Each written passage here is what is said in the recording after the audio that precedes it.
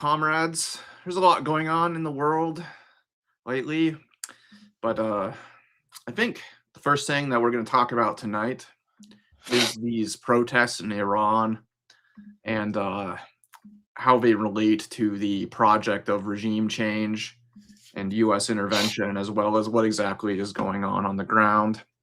Yeah. And I'd also like to talk a little bit about the situation in Syria with the SDF, as well as this new plan, or I guess it's not the new plan for Gaza, but the continuation of this plan regarding Gaza that the Trump administration is cooking up. But after that, we'll have something a bit more funny to talk about, I think. That's what I'm looking forward to. Yeah, that will be the fun part of the show. Yeah. But I think we should start with the serious stuff right now and talk Unfortunately, about yeah. what's going on in Iran, which we kind of talked about a little bit last show, but things were just kind of building up and blowing up. It seemed like while we were on air, we were predicting that Trump was going to be intervening potentially, but that did not happen, which is interesting. So, yeah, let's get started. Let's talk about these. What is your take on these protests, Jamil, and what's your general read of things on the ground? I mean, I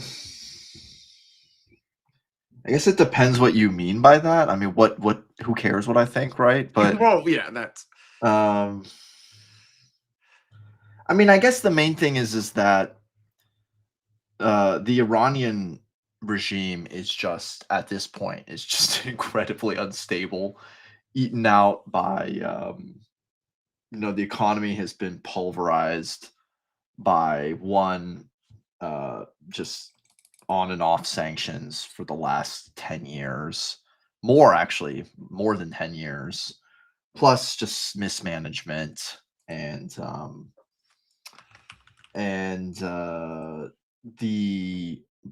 basically the military defeat against Israel has further destabilized it. And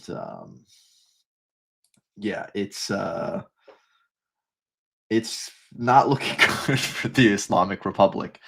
Long term, really not looking good for the Islamic Republic, let's be honest. yeah, Combine absolutely. the sort of quote unquote internal dynamics plus the fact that Israel is foaming at the mouth to see Iran destroyed and cut up.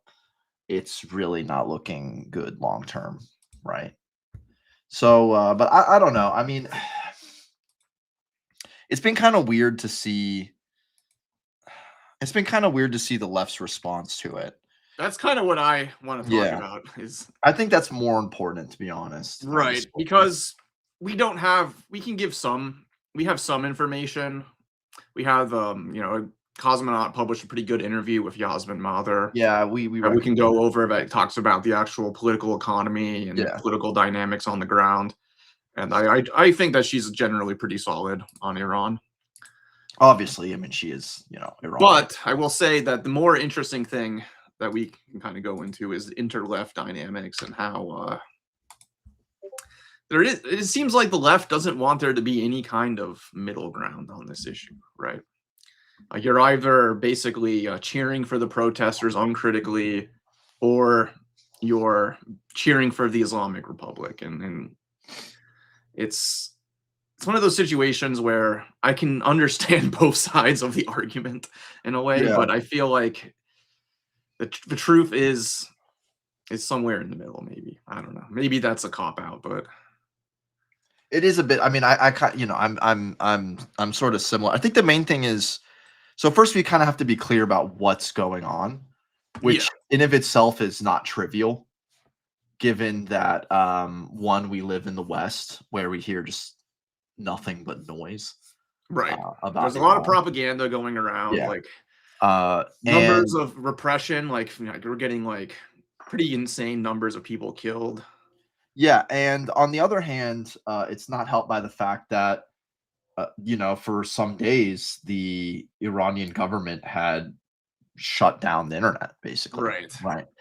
So the only info that kind of could get out are people with access to things like Starlink, who are going to be of a We're not certain going to be the kind of people Yeah, who really want to yeah, you know, so it's been really hard to get good information, but from what I understand, there was a strike, right, of bazaar owners. That is basically, shop owners and workers in the big central marketplace in Tehran, and those protests were with regard to the cost of living crisis and the fact that the Iranian currency has just lost like all its value. So Yeah, the currency crisis. Yasmin says like a year ago it was 70,000 tamans for $1, and then the protest started. It's 140,000. So this is basically Yeah, massive depreciation. massive. The currency has doubled in its depreciation Yeah. basically in the course of a year, which is very massive. Yeah. And it's important to understand, which Yasmin says here, is this is a direct result of the sanctions. Your currency falls in most situations.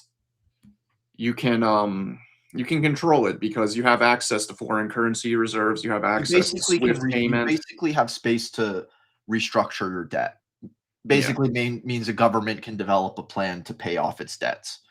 When you're a big economy like Iran with a lot of natural resources, it'll work out. It can work out. You can stabilize things, right? yeah, Massive implosion, like big ass inflations, depreciations occur with shocks where basically governments can't restructure their debt. You think about like the Treaty of Versailles and the imposition of reparations on Germany.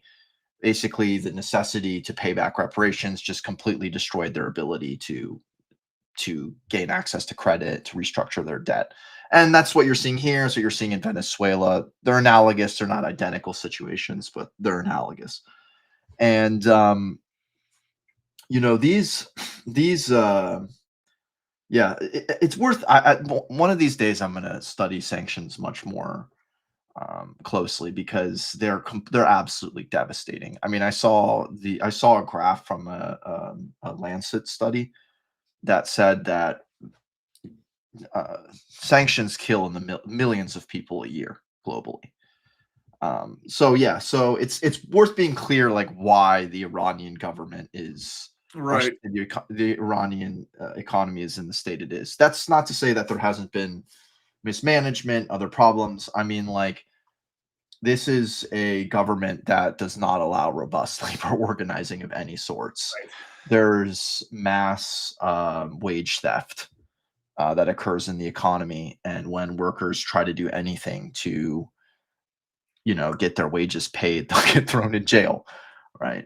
It's like a major problem. Another thing is that apparently, and something I learned recently, the oil industry is not nationalized. It's basically been cut up and it's been sold off to various contractors, small contractors, which makes organizing across that like very important sector of the working class very difficult.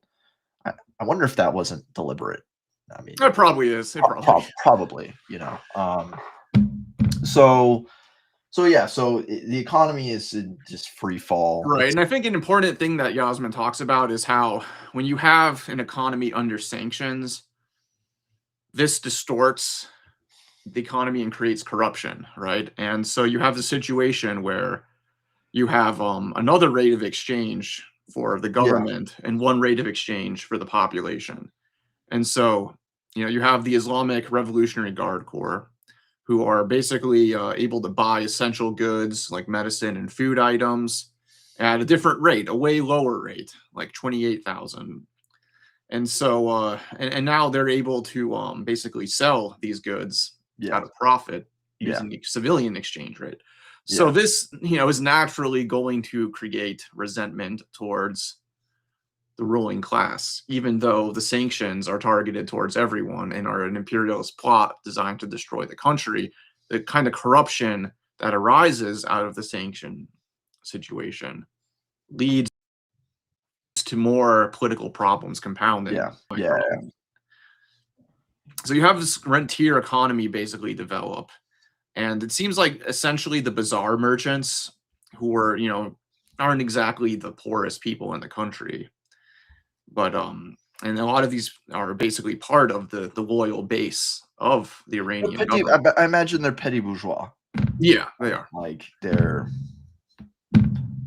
But the thing is that they see the kind of the sanctions economy that they're not plugged into, and you see the kind of the ruling elite that's able to profit off of these sanctions, and that creates I resentment. wonder if they also aren't literally competing with people who have access to those preferential exchange Right, rates right. and getting fucked over for it. You know what I'm saying? Say you want to sell, I don't fucking know. I mean, this is kind of an outdated technology, but Blu-ray DVD players or whatever. If the Iranian Revolutionary Guard guy can get it for half the price and sell it, you can't compete with them. So you're doubly angry at the state of the economy and the corruption that's being created. I mean, in general, let's be clear. Something that I've heard from, and this is from like socialist and communist commentators. The word that I use that I hear used over and over about the Islamic Republic is corruption. It's one of the reasons that, like, for instance, Israel infiltrates it so effectively. Is that corruption? So Yeah, so people are pissed. They're rightfully pissed. but Obviously they're pissed at a situation that is in huge part or in part caused by imperialist machinations. yeah, they're pissed at a situation that's caused by imperialist machinations, but there's also legitimate grievances with their own ruling class, which Yeah. it's like you're under assault by the imperialist. But so why are you worried about imposing the morality police on everyday people? Why are you further alienating the population with religious fundamentalist bullshit? Yeah. For example, And just general repressiveness.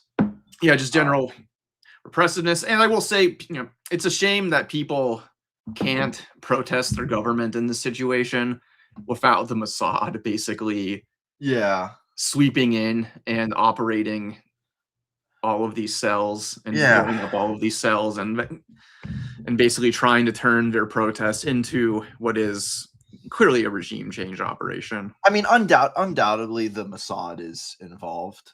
One thing that and as evidence, leftists like to be like, look at this Israeli politician bragging that the Mossad is causing everything. But it's also worth being clear that Mossad and Israel loves to project its efficacy way more than is actually the case to precisely scare everyone, right? That's not to say that they're not there and then they're not operating. Yes, and I do think that these protests broke out, and I do think the Israelis basically saw this as an opportunity to basically activate their networks and try and create a regime change operation of some kind. Yeah. And so but what happens is how effective those cells can be. I don't know how effective those cells can be in directing, a movement of millions. I personally, I no, don't. what they do is, I think what they can do is they can create chaos. They can escalate. I have heard things to where people are getting killed en masse. Yeah, I don't. Had you heard of people of armed protesters? Yes. Okay. Yeah. See, that reads like their cells. Yeah, that's what I'm saying. Like some of the stuff I read about, like there were gun battles going on in the streets, and and we're not talking like 1912 rifles. We're talking like Kalashnikovs. Yeah. Right. And so yeah, I think it's pretty clear that the Mossad are on the ground and activating whatever networks they have and trying to basically just create chaos. Right. The funny thing has been like how like the Mossad push has also gone hand in hand with just like the gross Iranian monarchist, like trying to be like Pahlavi must come home. Pahlavi must come I home. know. No one fucking likes that guy. No one in Iran likes that guy either, man. Like, I know. It's pathetic. It's absolutely pathetic. It's so pathetic, dude. It's so pathetic. And what they can do is they can bring people out in the streets. They can get people worked up. They apparently some mosques got burnt down. Yeah, I saw images, and once again, like you always have to be careful. But I did see images of like burned mosques and stuff like that. Yeah, I mean, I believe that kind of stuff happens. Yeah, I believe it too. And I wouldn't say that it's necessarily Mossad agents, but that is the kind of thing that Mossad agents would provoke people to do. And but also like it's something pretty typical of young generations after an Islamist wave. They chafe against the social repressiveness of the ideology, and they come to really resent the religion or its practices. I mean, I see it in Algeria. Like there's yeah, a lot of youth who are like, "Oh, what the hell?" Who are very angry about. So yeah, yeah, absolutely, yeah, that's exactly what we were saying, Makis. Yeah. yeah. But so in other words, like the mosque also kind of comes to symbolize the repressiveness Oh, of absolutely. society and of the state. And so it's sort of like you congeal your hatred in burning this thing. But it's Um, also true if you wanted to make this protest like a sectarian thing, and if you want to yeah. enrage the masses who are on the side of the if you want to make it into this sectarian kind of civil war, that is the kind of thing Oh yeah, yeah, yeah. that you would Absolutely. do. Absolutely. Yeah. Despite like kind of the image also of Iran, it's like all Middle Eastern countries, a very diverse place, right? I mean, you have not only like Persians, but Kurds and Azeris, and you also have Arab populations, et cetera, et cetera. So, of course, like the imperialists will be looking for any way to break up Iran, as we were talking about before, right? Um, Israel is not necessarily terrified of the quote unquote like Islamist character, or even necessarily anti-Zionist character of Iran. What it's scared of with Iran is that Iran has the potential to be the genuine regional hegemon. Yeah. Because one, it's big; two, it has a big population; three, it's well educated; four, it's naturally it's got an incredible natural inheritance, et cetera, et cetera. So, um, and so they're going to try to do anything, right, to just Yeah. split it up. And It's and so that was, to be honest, like in my initial reactions to all of this, I was kind of like, oh, not another, not another fucking Libya. Like I'm just terrified for that. Like the Middle East doesn't need more of that.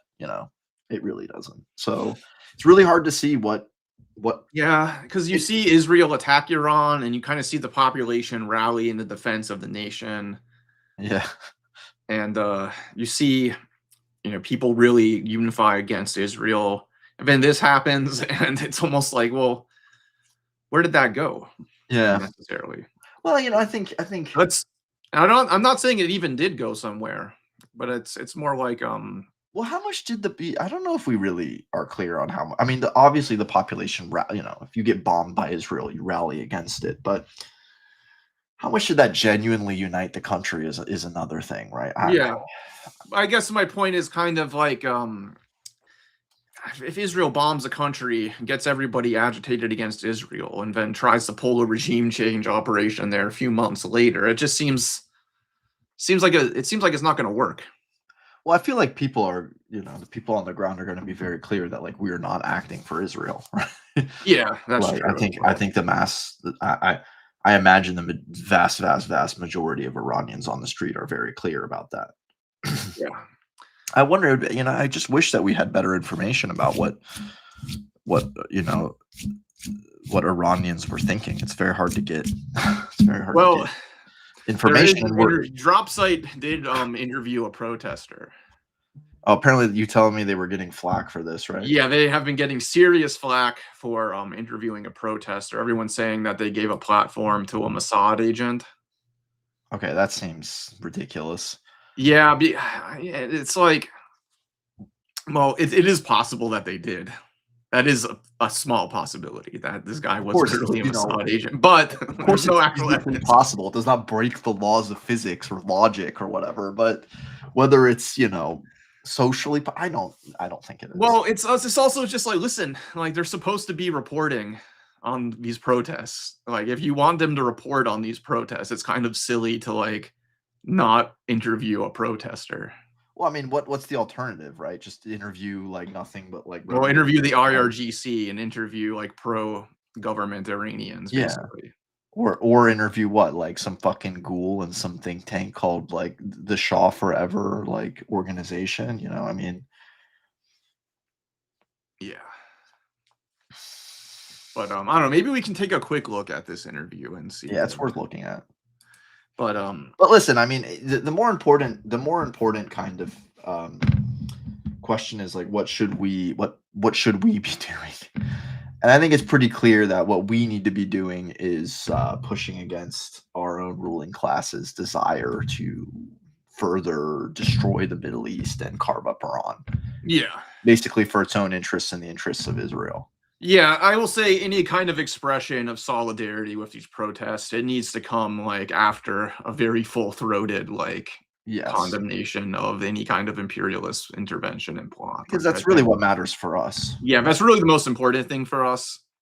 I think what the Iranian people do, what the Iranian working class does, I mean, obviously, you know, I don't even know what it means for us to help them, but it's in their hands, principally. Yeah. Right? It's their right to determine things. And what we can do is we can fight our own government's policy of trying to intervene in the self-determination of the Iranian people. Yes. And when they do finally figure out, you know, and the future of their society, we can support them. But and also right now, the best way to support them is to fight our own government. And also be very clear that like the dire economic situation in Iran is in large part the making of the US and its control of just international financial institutions. Are you looking for this? Yeah,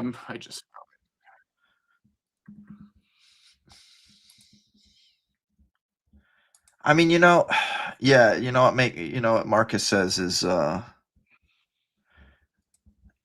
they didn't do a fantastic job of defending their country against Israeli aggression.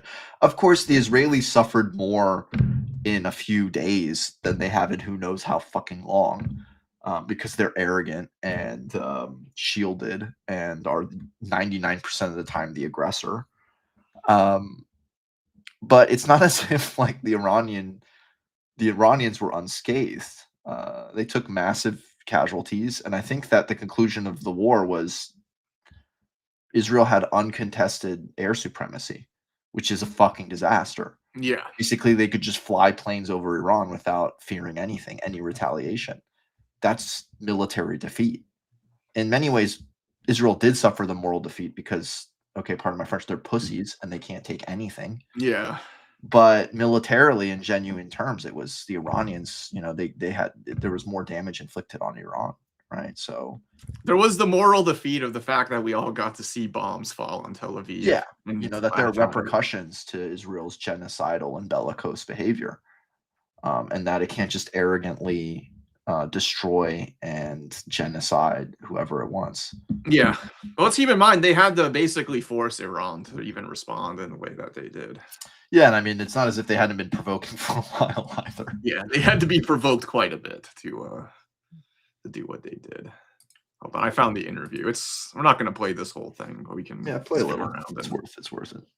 Take a look at what yeah, this is Bro, I thought our setup was fucking jank.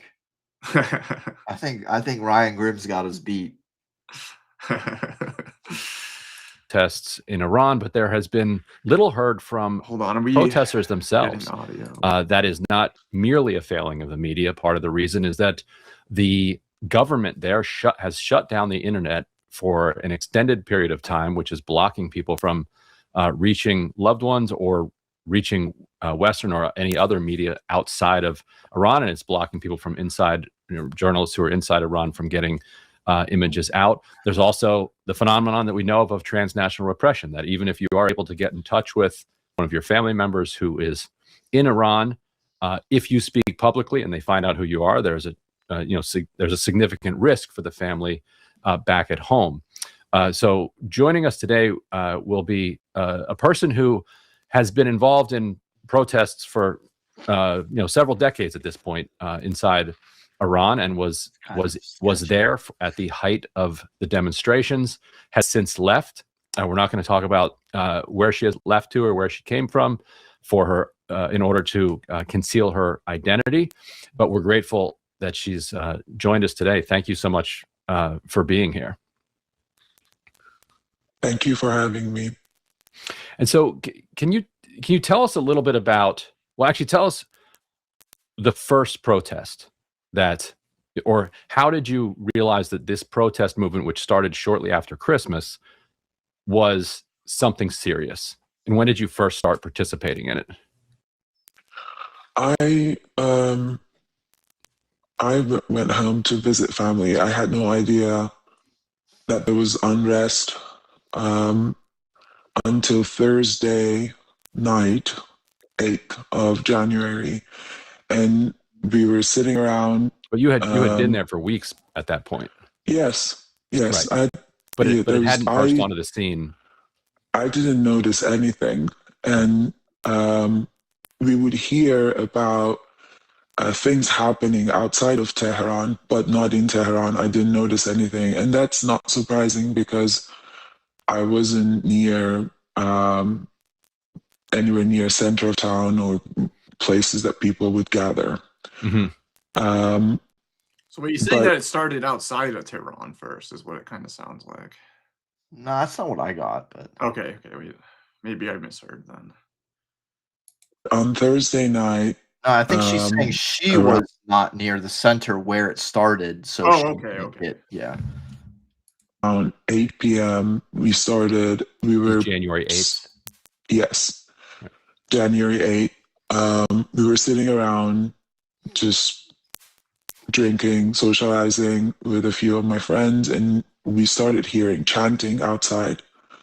So we went out to check out what was happening, and we realized that people were getting together and the chants were getting louder and louder. So we decided to go out and check it out. It's cold in Iran at night right now. So it took like a few minutes to Marcus, we have no get our coats, get ready. Like, let's be clear. I mean, we do have no idea who this person is. Yeah, we have no idea who this person is. We have no idea. And we're kind of trying to figure out if this person's a Mossad agent or not. But yeah, exactly. But so they're kind of giving the narrative that these protests were kind of spontaneous, and they just kind of spontaneously joined them, which I can believe. I mean, yeah, of course. You don't. I mean, if there's a million people in the streets, that's largely spontaneous. Right? Yeah. Ready, and we were in the streets on Thursday night, a little before 8:30 p.m. And so, what did you see when you were out there? There was just like groups of people. We walked for a long time. So by the end of the night, we were miles away from where we started. And there were people everywhere in alleys, main streets, and they were moving. There were more and more people joining main streets in Tehran, and they were chanting, and everybody was really excited. And we were all surprised, all of us were surprised to see these many people out on the streets. People of Iran have been protesting for a long time. And at least for myself, I can say that I've always dreamt of these many people coming out supporting each other. And it happened. How did it compare to previous demonstrations over the years, size-wise? I've never seen anything like this. Wow. Never, not in Green Movement. Although there was a silent protest after the election during the Green Movement that I wasn't there, but I heard that there were hundreds of thousands of people silently walking. But besides that one, I have never heard about anything this massive. And it seemed organic, and people were joining as they were hearing chants from the streets. People were coming out. I saw an old lady, like with a cane, really old. I went and talked to her. I asked her to go home. I told her that I would do what she wants to do. She should tell me what I should chant, and I would do it for her. She doesn't have to be out. And she's like, no, I'll stay. I'll just walk slowly. I'll walk behind you. And that was Thursday night was just awesome. So there were some reports of violence that Thursday evening somewhere around the city. Did you see anything though? What was the balance between kind of just marching and chanting versus clashes with security services? That's something I'm interested in. We did not see any clashes between security forces and the protesters, and they stayed away from us. The 2 times that we saw any sign of government regime people present was tear gas behind the crowd. If they wanted us to move, they would tear gas that area and we would just walk away from that area. That was it. There was no clashes that I saw on Thursday. Thursday was pretty much people.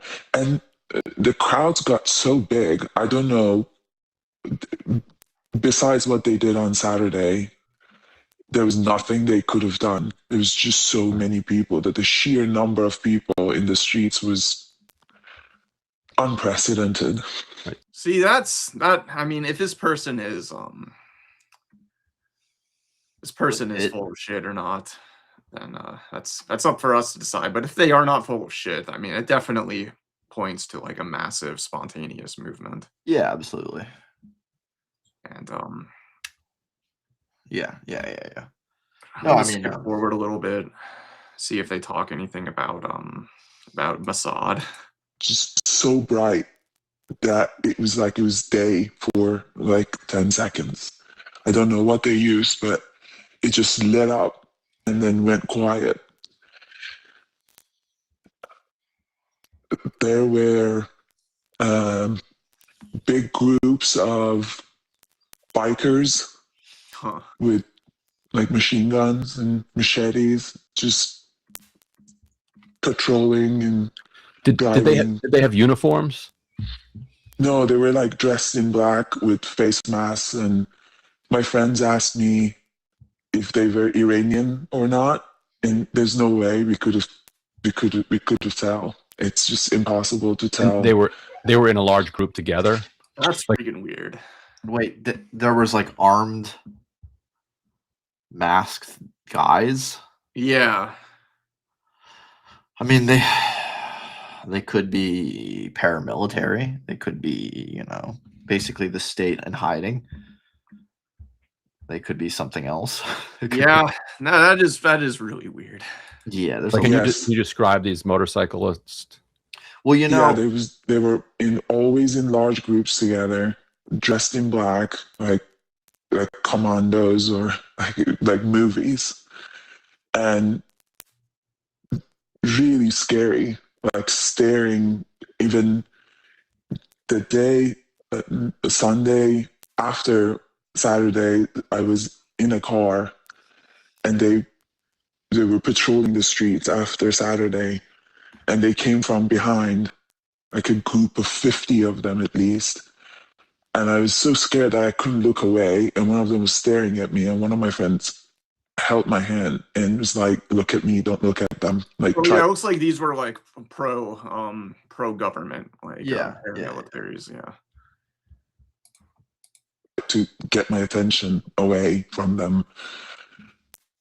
Just freakishly terrifying.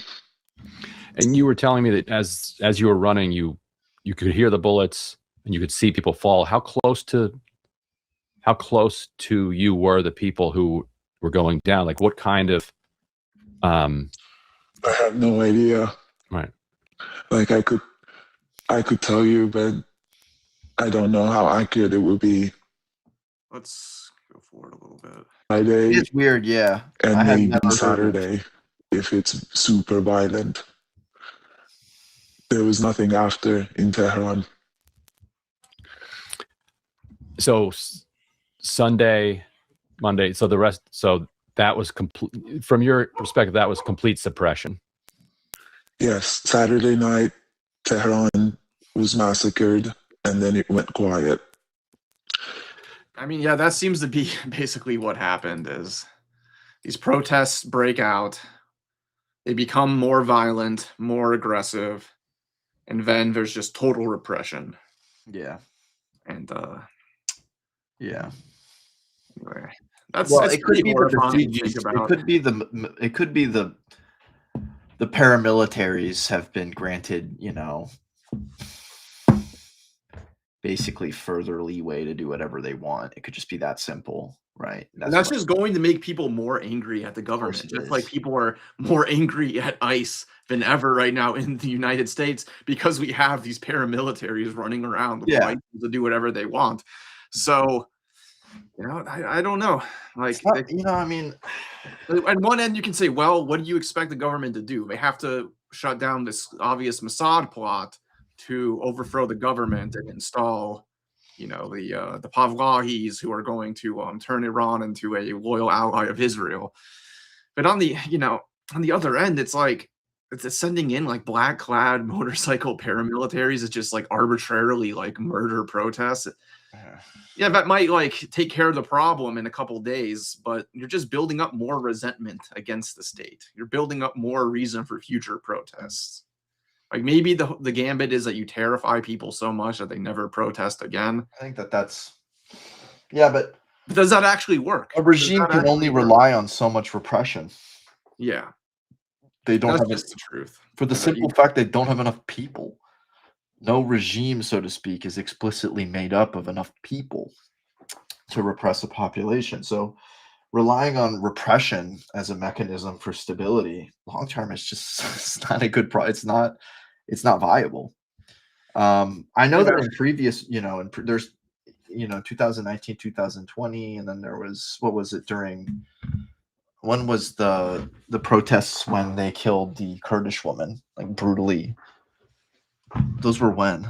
2023. Yeah, I know that they had, there's repression, but then they also have to try to make some concessions as well. I wonder what concessions they'll try to make if they do at all, or if. Yeah, well, apparently after the woman life freedom protests, they did kind of loosen up the restrictions and kind of tell the morality police to like not be so harsh. Yeah, on shadur and stuff like that, hijab and whatnot. Yeah, but if the way that they're responding to these protests tells us anything, I think yeah, Masha Amini, yeah. 22. It was in 2022, right? Yeah, exactly. But yeah, I think Marcus or Wolverine, you're on point here, is that it seems like these were massive, spontaneous, and mostly peaceful protests. And then, the regime change operation basically moves into action and makes everything way worse. Yeah. And it seems like there was some kind of spiral of violence, right? It seems like not only was there a crackdown on the side of the state, but it seems like some protesters were armed or something and fought back, and it just escalated from there. There's been quite a lot of dead, though, I think. I mean, I know that in 2019, 2020, it was, I think a few thousand who ended up being killed. I wonder what the numbers are now. It's going to be pretty difficult to get. Yeah, well, obviously there's like some numbers that sound fake. Like I saw like 20,000 or like 50,000. But according to Reuters, it's at least 5,000 people. I wouldn't, to be honest, I wouldn't be surprised at that number. Yeah. Because as I said, 2019, 2020, it was 2,000. I don't remember hearing about like fucking protesters with Kalashnikovs fighting like military and shit like that. Really? Did they fully dissolve it? I didn't know if they fully dissolved it or not, but I do know that they relaxed it. Let's do it. But control. I mean, it says that it was formally reinstated.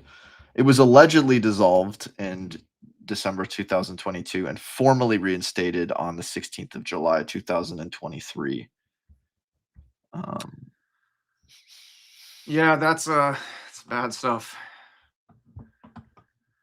Bad stuff. But and I think Trump probably realizes that Pavlaki isn't going to like be able to actually form a coherent regime out of this. No. So I think the actual plan is just to destroy Iran as a functional state. Yeah. But at the same time, yeah. I don't think he gives a shit if there's a Libyanization of Iran. Yeah. This is a disaster. It's not good. Let me put it this way. It's not fucking good. Also, another part of me just is like, I know that Iran is not really some principled opposition to Zionism in the region. It's not really that effective, but it's something like opposition. It's something. And if I just can't see the Zionists just further expand and do what they want in the Middle East without being. I can't keep. Yeah, I mean, I think the U.S. has more trust in reformers. Well, let's be clear. Let's be clear. Most likely, whoever recoups the state, so to speak, is going to be elements of the Revolutionary Guard. It's going to be reformist elements of the Revolutionary Guard. It's not going to be loser Shawists hanging out in Miami or whatever, or in Germany or the fuck they are, with no social basis. I think that they're kind of using a similar playbook to what they're doing in Venezuela, which is just terrorize this country with as all means possible until you can make the existing government bend to your will. Or get elements within it to bend to your will and solve the rest. I mean, it's you have to subvert it from the inside and then pressure it from the outside. And I think like de-Baathification in Iraq was such a disaster and such an obviously bad idea that I think the U.S. has realized that any kind of future regime change type operations in the future are not going to succeed using the de-Baathification. You have to convert some elements of the state to your cause. You can't completely ex nihilo create a new state. And quite frankly, that is the smart imperialism. Yeah, because they realize like most of these people in these governments in the end are just cynical bureaucrats who are not really that ideologically motivated. No, they're not. So, if you can just, use the right incentives to make them act the way that you want, that's better than just blowing it all up and creating complete sectarian chaos. But I think that's who knows where things are going, but it's that is where things are going. The way long term, it's not looking good for the Islamic Republic. Yeah, one thing that Yazid Mahler said that was interesting was that Trump seems to have like a favor towards the Kurdish militias and groups. Like he's kind of backing them more so than the Pavlovist, it seems. Yeah, well, I mean, that's interesting. Yeah, but they can't run Iran. They can't. Well, that's the point, though, I think, is to create chaos so that you can make them bend to your will. Yeah, but they're not a majority in Iran. They're like 10-15% of the population, I think. Right. So, like, how do you... I mean, they can be an element...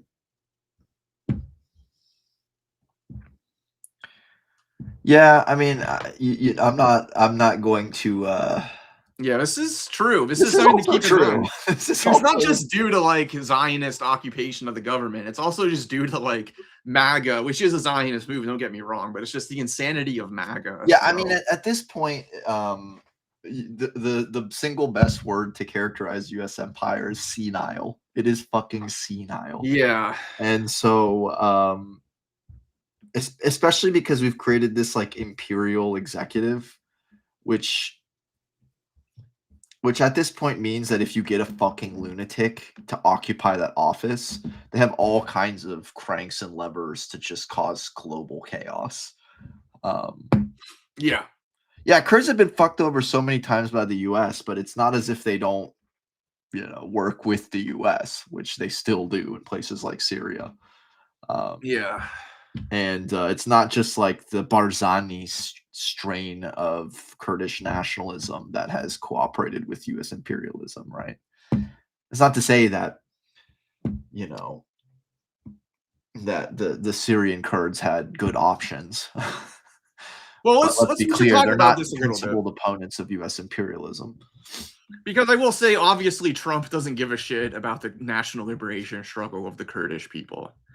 But if he can utilize them, and him and his Zionist handlers can utilize them to their advantage in one situation, cynically, and then throw them under the bus in another situation when it's in the U.S. interest, why not? It's just, that's how the U.S. government treats ethnic minorities that it wants to weaponize against various governments. It treats them completely cynically. Didn't Trump basically, and I have to look this up, didn't Trump basically say that the new Syrian government can do whatever it wants to Rojava? Basically, yes. Yeah. Okay. Well, good luck. The new Syrian government is not going to be able to oust the Kurds. Well, I don't know. It's looking like they might just cave in. They're militarily too effective, Rojava. They really are. They're not going to be able to defeat them militarily. It'll be bloody, but in the end, it'll be a war of attrition. But didn't the PKK sign like a disarmament deal? Did they? Yeah. Oh, you mean yes, the PKK did.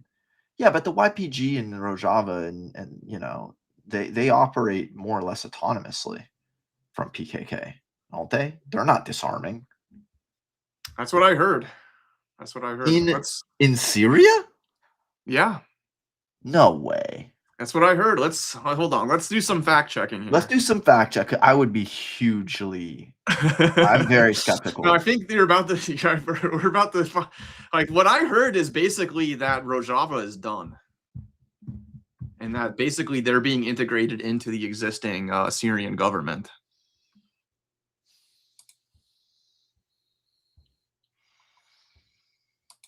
And there was a ceasefire agreement with the SDF where,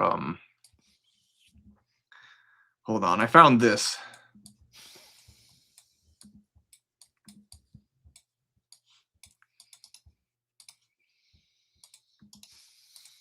I had briefly seen that.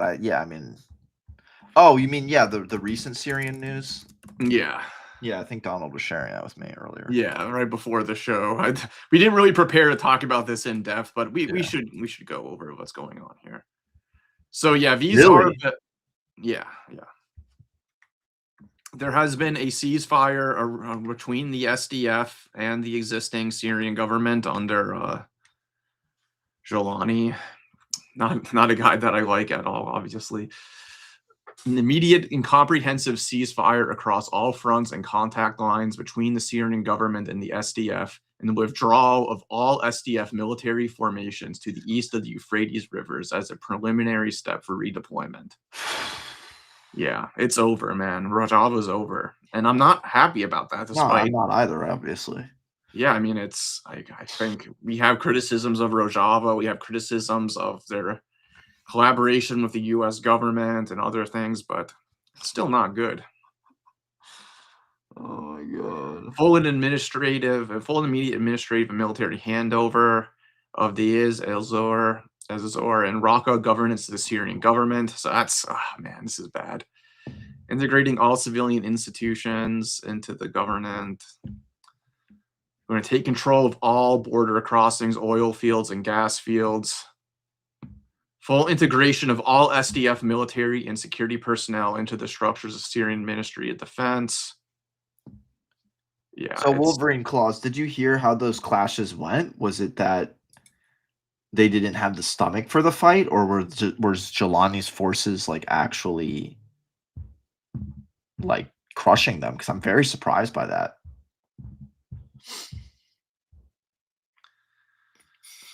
So they can submit a list of candidates that they might integrate into the state, but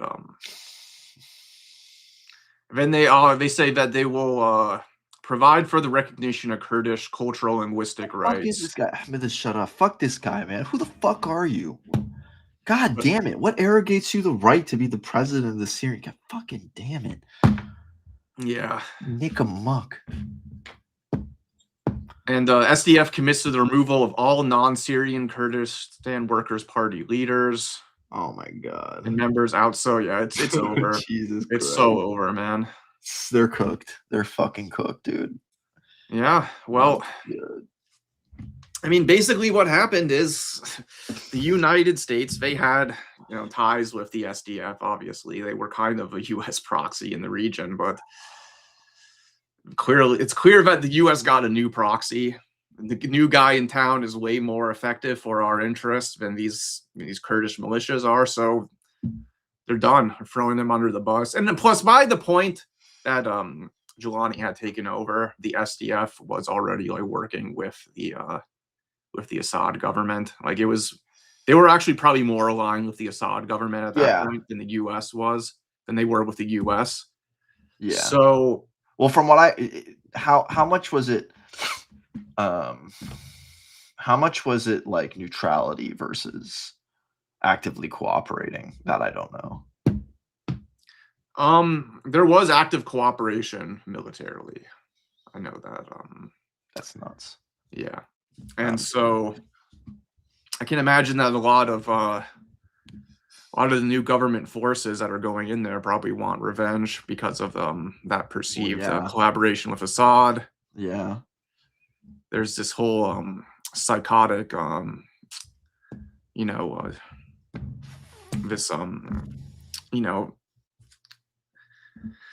you have these these jihadists who Giuliani will kind of distance himself from, right? But then he won't actually do anything to punish them when they do like atrocities. Well, they were doing atrocities against Alawites precisely. Right. And so they committed all kinds of brutal acts, and including just executing people. And Shaddad did nothing. I mean, the central government did a bunch of nothing. He said, "Oh, we'll look into it." It did the Trump move. "Oh, we'll look into it." Yeah. It did nothing. So great. It's depressing. It's we have basically Maduro's gone. Chavismo is dead. Failing. Basically, they're caving into the U.S. demands. Rojava is over. Yes, it's in a way it's never looked better for U.S. empire.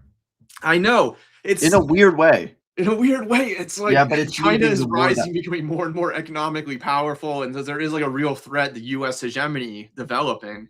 But the U.S. still can do whatever it wants globally and basically get its way. I mean, they've lost the economic war. It's already done. I'm sorry. They can't China has developed a productive capacity that America does not enjoy and will no longer enjoy. But yeah, I mean, militarily, it's invincible. It can do whatever it wants, which is terrifying. It's, the thing is China doesn't really seem to have any interest in doing anything to stop that. I think it's scared. They've got to be scared. They've got to realize, like, in some ways, militarily, they're completely isolated. No, not in some ways. They are completely isolated. Right. So we've got the situation where China is becoming more and more powerful, but the U.S. is still holding on to its power as violently as it can. So they've got to be thinking about like the interregnum to come. Like, at what point does this kind of weird situation where you're a competing hegemon, but you're still economically interdependent, and you're not really like, trying to do anything to scare each other, right? At some point, I feel like that's got to change. Well, listen, like as we talk about often, the history, I mean, it's, the history of 20th century capitalism shows that when a challenge to hegemony comes, the only way for a hegemon to fall is after a world war. Right. And China, they seem like they want to do everything they can to avoid a war. Yeah, it's fundamentally world war that defines the hegemon, right? And that's not good for humanity, because world war at this point is basically the annihilation of humanity and the planet. So yeah, it's very much a contradiction. It's very weird. The other thing is like with like militarily can do whatever it wants, but diplomatically the US is isolating itself. And I just saw like how like China is achieving rapprochement with China, like, or Canada is like reconciling with China and shit. And now, like Trump is threatening the Europeans. The Europeans are absolutely sick of sick of the US. You look at global polls about whether or not the US should be isolated, and it's like the vast majority of humanity agrees. It's very weird. At the weird. same time, like we can cripple a country through sanctions, through our control of the financial services. Yeah, but it kidnap leaders of other countries. You know, it's incredible. It really is incredible how. I mean, America is at this point, as I said, it is nothing but an agent of chaos. It does nothing but export barbarism. It's a serious problem for human civilization. It's like the whole theory that America is kind of like this ruling class internal civil war between like the Yankee kind of like Atlantic like faction versus the cowboy faction, who are more like expansionist and based in the I guess in the West and in the American South and in those kinds of industries. And it seems like the cowboys have basically completely taken over. I mean, I guess, yeah, but it's I don't know. It's I think the thing is like the basis for this kind of senile imperialism is very much the frenzied petty bourgeoisie and like lumpen proletariat rural elements. Like that is the mass basis that supports whatever the ruling class is doing like overseas, even though they don't really need the consent of any kind of base. But like the MAGA phenomena first has to start with like an analysis of that frenzied basis, because they're fucking insane. They're insane. You compare their ideation, their ideology, their moral system to the rest of humanity, and they are insane. They are lunatics. They're not okay in the head. They do not live in the same reality as the rest of humanity. They're the same ones who, just like gleefully justify shooting people in the face in this country and deporting millions of people. And so, but in terms of like the ruling class and where it's at right now, I feel like a lot of the Republican right is they're really just tailing Trumpism. There is no civil war anymore within the higher ups of the Republican Party. They pretend to have conflicts about Israel, blah, blah, blah, blah, blah. But at the end of the day, they're united, and it's actually not really clear what their vision is beyond just. It's just nationalism. Yeah, it's just basically it's the freedom of a 5-year-old. America can do whatever it wants, and that's our imperialism. We can do whatever we want to you. It doesn't fucking matter what you think. And it's incredible. It's just like incredible, man. Right. I mean, it's imperialism reframed as America first, basically. Instead of this unipolar world where American imperialism is about, maintaining this kind of global regime of human rights, international law, and making sure that, bad boys like Gaddafi don't step out of line. It's basically devolved into just pure gangsterism, and there's it's basically just imperialism is like the projection of power for its own sake, but not even necessarily for the longue durée of the empire, not necessarily for for capitalist growth, not necessarily for prestige or for high ideas or values. It's just power for its own sake. It's just will to power. That's all it is. It has no reality beyond that. But it is this nationalist frenzy that you see people falling into and embracing. And it has a logic of its own, where the nationalist frenzy can sometimes like go outside the control of Trump in a way. Yeah. And Trump has to acclimate to that. Yeah, but there is another aspect to this like Trumpism that is fascistic, which is quite frankly the Führer, like the Führer. Yeah, oh yeah. What he says goes. And all these idiots will deep throat him. They don't give a fuck, dude. Like, they don't have principles. They don't believe in anything. Whatever Trump says is good. Trump said pedophile was bad one day. They're like, yeah, pedophile bad, yeah. And then Trump was like, no, pedophile don't matter. And they're like, oh yeah, pedophile doesn't matter. They're just, I'm just so fucking angry, dude. These people have no principles. Yeah. The thing is, though, is you do have some people who... Okay, yeah, to say that they're hyper unified is... Here's the thing. we also have to be clear what we mean by unified and fragmented. There's a way in which, because of the specific egoism of the American political class, they can be disunited on the pettiest of bases. This guy said something to me. This guy looked at me wrong. I didn't like how he talked to me. And so they're obviously like Trump produces the anarchy of those petty like problems. Like, it's incredible. But I think fundamentally, when Trump takes an action like kidnaps the country, kidnaps the democratically elected leader of a sovereign nation, they all back him.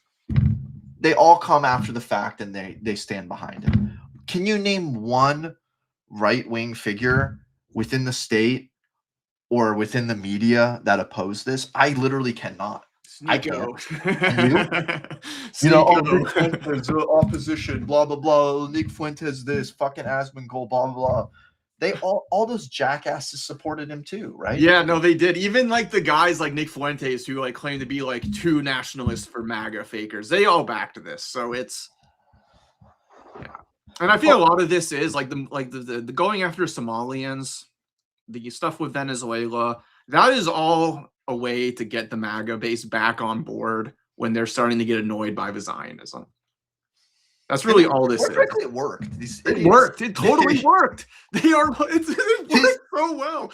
These idiots fell for it. They fucking fell for it, man. They were all starting to get sick and tired of Zog. They're sick and tired of like, you know, having to listen to these Jewish neocons tell them what to do. But then all of a sudden, you know, they start going after Somalians and they start bombing Venezuela. And it's like, oh my God, all that stuff doesn't matter anymore. We're all about you guys. We're totally on board. You know, forget about all. We never had. Forget we ever said any of that. We love you, Trump. So it's not. So in other words, like Marcus, I do agree that there's, you know, within the ruling class, there's a fair degree of disunity. But the question is like, is it causally efficacious? Does it actually do anything? And I don't think that disunity in the right-wing ranks plays a huge role in explaining how they act, because it's like a largely like in a way they actually operate largely coherently. You know, there's a good analysis of this. I got it from an ex-MAGA guy. I don't know if I should say who it's from, but he kind of describes MAGA as a multi-level marketing scam. And, you know, you have the guy at the very top, the owner of the franchise, which is Trump. Well, and then you have like all of your like influencers, like all the people who like go out and do the sales pitch to their different audiences.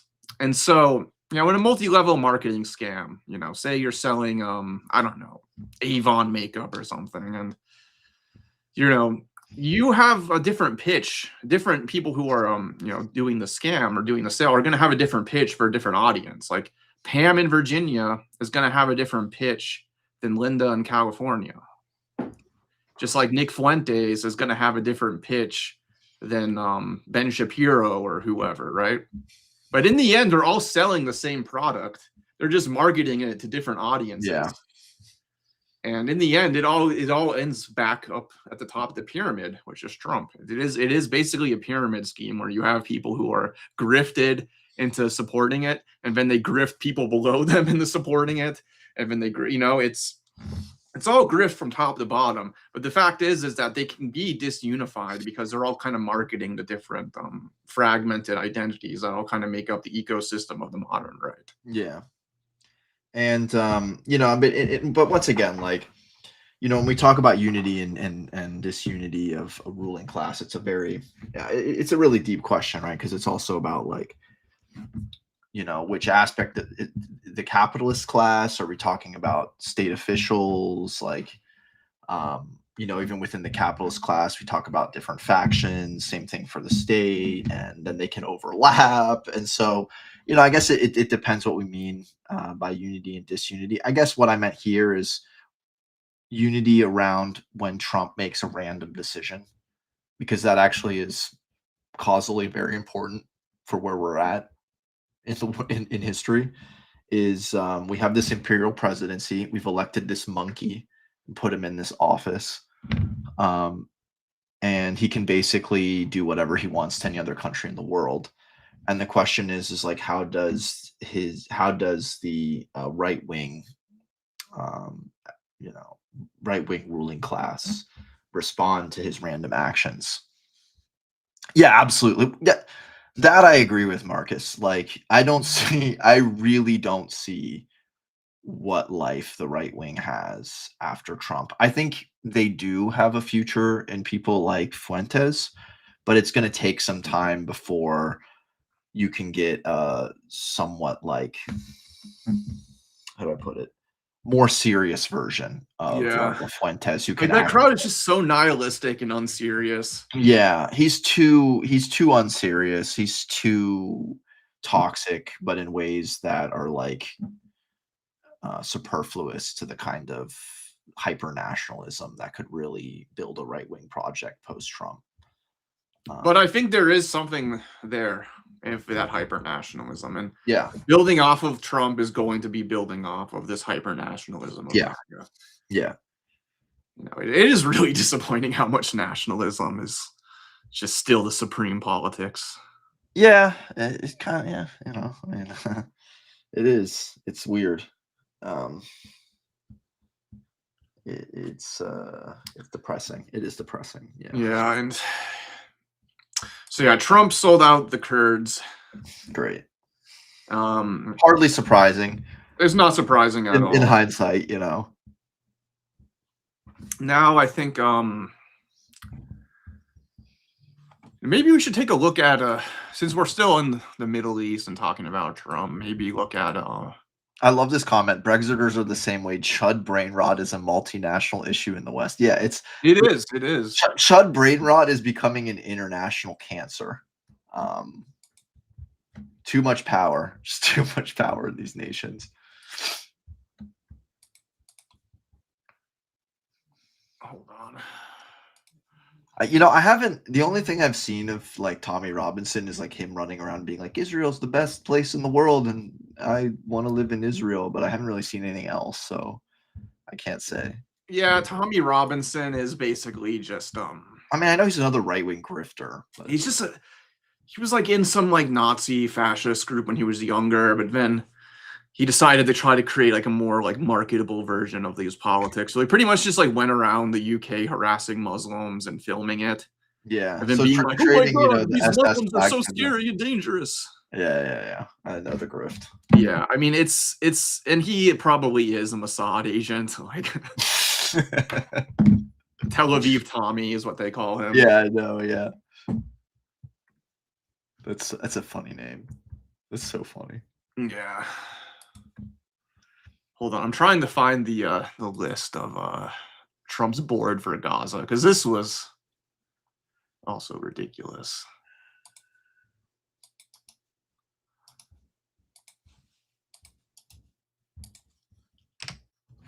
Yeah, so as the counter-revolution continues in the Middle East, we have the occupation of Gaza, which is ongoing. And I think it's important to understand that this Trump ceasefire, it's basically just diplomatic cover for old school colonialism and continuing the genocide. But yeah, we got the Executive Gaza Board of Peace, the Executive Gaza Board of Peace or whatever. They got Marco Rubio, basically the king of the Gusanos. Then we got Steve Witkoff and Jared Kushner,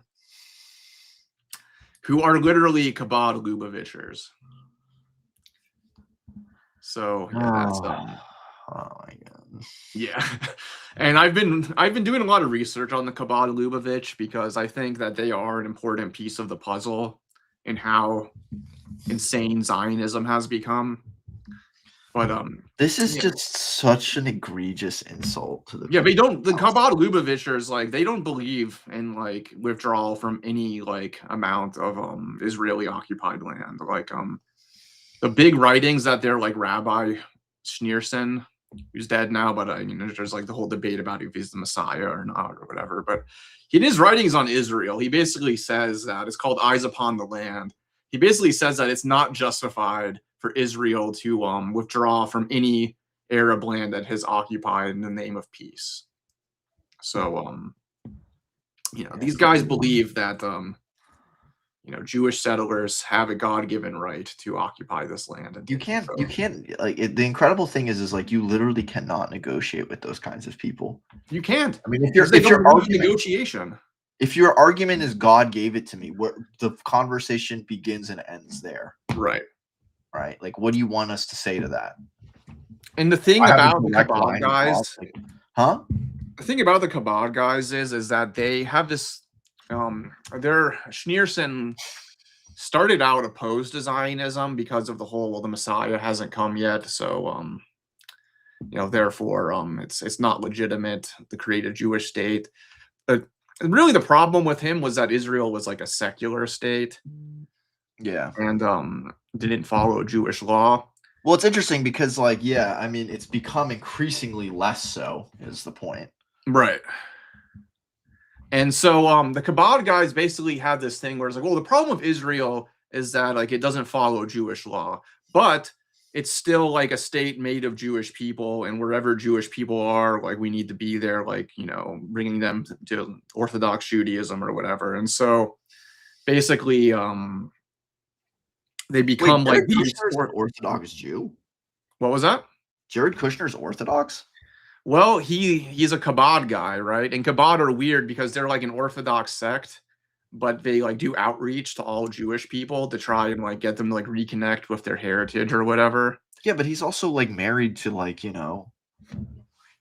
like to a non-Jew. It's weird, man. It's weird how these people are. But because I guess you can go to a Kabod synagogue and like be like involved in those circles without actually like literally following Orthodox Judaism. Yeah. So a lot of MAGA guys like to go to these synagogues because it's kind of like a way for them to like be more traditional, but not like fully like embrace Orthodoxy. Yeah. That's how I understand it. But anyway, the point is like they don't believe that any Israeli land should be given up in the name of peace. So, and they also think that the Arabs are all cattle and non-human. So it's those guys being on there is bad. Tony Blair, though, I've thought about this. Is like they're just like throwing. They just threw a random British guy on there to just further insult the. I know, just to further insult the Palestinians and remind them that the British once occupied them. Yeah. So it's like, and also, not to mention that Tony Blair is also like another fucking ghoul who helped dismantle the Middle East and just turn it into a hell. So they pick like the old school British colonialist to go on there, and hold on, let me look at who these other guys are. Mark Rowan, probably some ghoul who like does CEO of Apollo Global. I knew it. It was gonna be some fucked up some tech guy. Oh my god. So I don't know much about him. Ajay Banga. Let me guess. This is a president of the World Bank Group. What irritates these fucking people to write? Who are these people? Why the fuck do they have the right? Who the fuck is this? Yeah, the only non-American here is Tony Blair, by the way. What? Why does this American Indian guy? Who is he? Why does he get to? I mean, I guess because he's rich and has connections to Trump. And the other guy, Robert Gabriel Jr., he's just an assistant to the president, national security guy. Just a MAGA bureaucrat, basically. They kill over 100,000 Palestinians. The large percentages of the people of Gaza completely level the totality of Gaza. There is no Gaza anymore. Then on top of that, they have to inflict this further humiliation upon the people of Palestine. Who are these people that, what relation do they have to anything in the Middle East? What a joke. What a joke. I know. It's just so fucked up. I do think that they are going to try to build some kind of bullshit, like.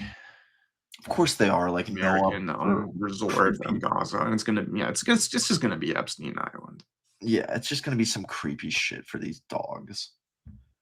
Yeah. God, it's just so frustrating. It's just like, it would be nice to believe in God, then you would have a sense that these people would get their comeuppance, right?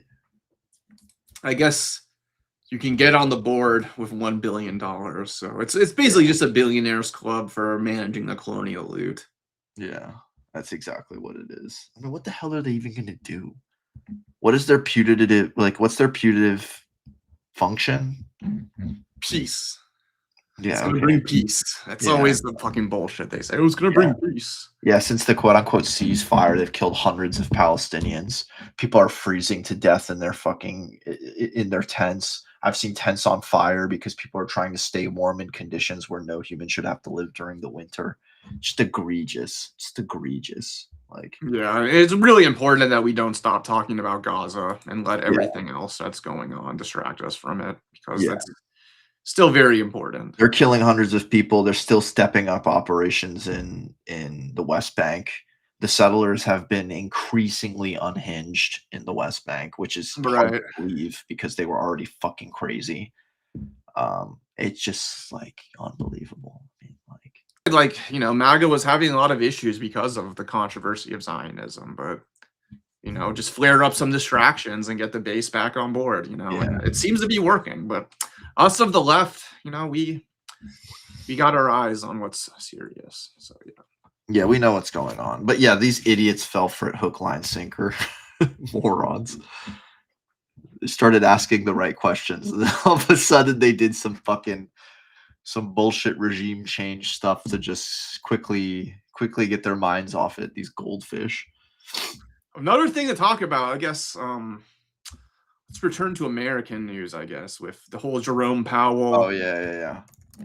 Right after our stream on last Sunday. Yeah, I saw a video by Powell goes out, and, you know, that was interesting with the Fed and everything. Trump is basically trying to use political pressure on the Fed to raise interest rates. And lower interest rates. No. Trump wanted him to lower them. Yeah. He wanted Powell to lower interest rates, and Powell was like, "Oh, this is not sound economic management. This is just like, you know, a political." Of course it is. It's to get his fucking, you know, it's to get his buddies cheap cash. Yeah, it's like, this is pure like political like manipulation of the Treasury for like selfish, you know, and this is not like, I can't stand for this. Like, I, as like a, you know, American who believes in like you know, having a sound Federal Reserve, this is not what I can stand for. And so you know, now Trump is going after Powell, who is basically you know, he's not some guy who's on our side by any means. I mean, the libs, like private equity Carlyle group being, of course the libs are like, you know, he's fucking Harry Potter. yeah, but I will say, you know, he is a deadhead fan of the Grateful Dead. Stop with your Tucker Carlson is a deadhead. You know, well, you're not in good company. You're not. It's like, name a good deadhead. Name a good deadhead. Me, of course. Okay, yeah. Besides Parker. Huh? Parker. Okay, besides you and Parker. Because the only ones you've mentioned on the global stage are Powell and fucking Tucker Carlson and.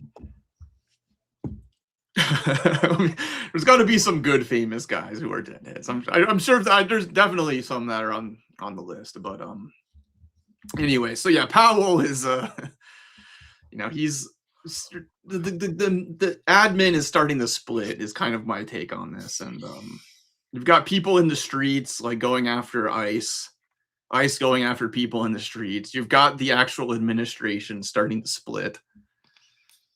It's, I don't know. I'm not saying there's going to be a civil war anytime soon, but this is the kind of stuff that prepares a civil war, if you think about it. Bro, the Chuds are obviously like wanting Powell to be like disemboweled and whatever, and yeah, you know, like the shit I see is hilarious. Like, it's all ideological, blah blah blah blah, and it's like, yeah, I mean, I don't know.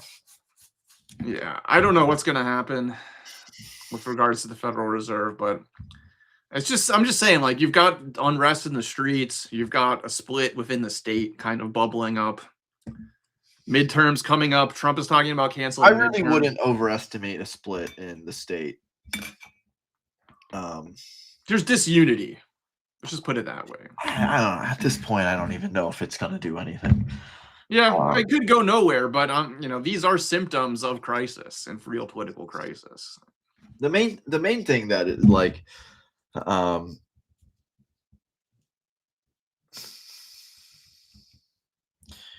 yeah, I mean, the thing that's worrying is I think Trump's going to try to pull some shit and cancel the midterms. Yeah, he's talking about it already. Yeah, he's already starting to talk in those terms. So we're going to see what kind of bullshit he tries to pull. He's got a federally funded militia that's completely loyal to him and is not accountable to any other state authorities other than the federal government. The thing that's, and I was talking about it the other time when I was like kind of the last stream, I was speaking about sort of like the building up of the concentration camp universe. The SS and the SA were not integrated into the state until after 33, right? This is already a state integrated paramilitary that basically functions for Trump. And that's like very clearly recruiting like former Proud Boys and neo-Nazis and shit like that. So America's kind of like accelerated, put its foot on the accelerator in terms of building up state official kind of paramilitaries. So that's great. That's not foreboding or anything. It's really bad. It's really bad. Yeah, it's really bad. It's very, very bad. I mean, maybe it's worth talking about what's going on in Minnesota, but last I heard, they had just been brutalizing random people, including like macing a kid. They shot tear gas at some family car, and then the gas got into the filter, and so it gassed everyone in the car. Yeah. Many people have been disappeared. There's just empty cars with broken windows, just abandoned. There are, people who have been in the streets who've been kind of following ICE guys around and filming them. Which is, you gotta have guts to do that, I think. Oh, hell yeah. Good for you. But as far as like big developments on the ground, it just seems to be people are still going out there. They're doing these ICE watches and stuff, and it's mostly peaceful is the thing. Like, people are acting very disciplined, it seems. Like, it's not just anarchic rioting that's going on. Like, people they have a goal, they have a clear enemy. Yeah, and it's impressive what a lot of people are doing on the ground over there. I've seen some evidence actually of probably like undercover cops or undercover like ICE agents trying to instigate shit, trying to escalate things. Oh yeah, and I think some of the left discourse on this has been like, well, like anybody who's like talking about like undercover agents like creating provocations and trying to start violence, like, well, that itself, your concern about that is itself like counterinsurgency or whatever. Like, we should want things to get like more violent and more chaotic and more sure, but that's not necessarily like true. Like, I mean, I'm just looking at the evidence. That's what I've seen. Yeah, there's no way there aren't provocateurs. Like, am I going to condemn people for beating up? No, absolutely. What the fuck? No, I don't. Yeah, but it's just what I've seen. Yeah. And the idea that you always want like protests to like become more violent and more riotous and more insurrectionary is not true. Yeah, no, absolutely not. I mean, we have to be clear also. It's kind of like it's a means. It's not a thing in of itself that's good, right? Like, is a skirmish with ICE right now something that the people could win, or would that just be instigating something that would create more repression than we're prepared to handle? Yeah, I mean, we have to think of it purely strategically and not sentimentally. Yeah. And we're completely disorganized. I don't even know what quite frankly, like at this moment in time, it is not entirely clear what we can do against ICE, except for what a lot of community activists have been doing, which is creating mechanisms for alerting people. Yeah, helping people hide from them, helping people, monitoring them, trying to legal services, but some dumb adventurism is, we're not at that point where any kind of armed resistance would do really anything, right? So we have to do it purely strategically, not sentimentally. Yeah, exactly. Yeah, obviously, back to Tel Aviv, probably too busy doing coke and supporting. Yeah, I mean that's what all these people are just like degenerate party animals.